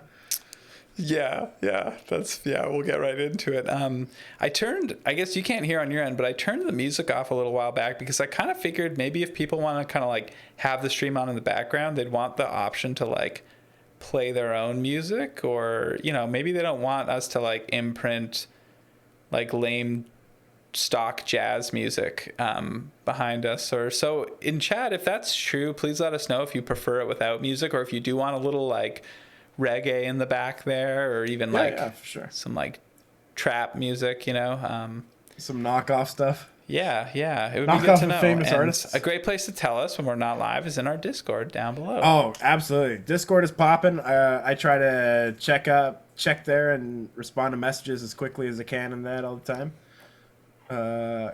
What's the Wi-Fi was having so much fun they didn't even notice the music stopped. Oh, that's good. That's great. Yeah. Come on by the Discord. Post your memes. I'm currently the only one I think posting the memes, but feel free to add your own, and I will keep adding them. An echo chamber for public domain memes. Honestly, even if it was that at the max, I would feel really good about that. Yeah, right?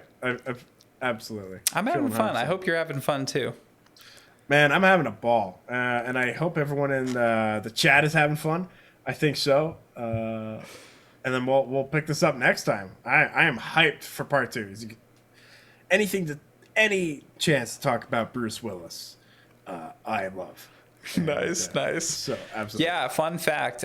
We play a little bit of Warzone on the side, and immediately both of us bought the Bruce McClane John McClane skin that came into the game. The moment it was available. Question. And so we're like a couple of Bruce Willises just like riding up on bad guys in the game. It's pretty awesome. Finally living my childhood dream, being able to play as John McClane. And in the Nakatomi Plaza, it's nothing's better. No music is good. You guys can... Oh, thanks, Michael. Thanks, Prison Mike. All right. Well, thanks for tuning in. Yeah, we'll be back on Thursday to finish this puppy off and then jump into something else. If you have any suggestions, let us know in our Discord. You want to sign us off, Ed? Absolutely. This has been Parker and Ed at the Movies. Until next time, take care. Bye.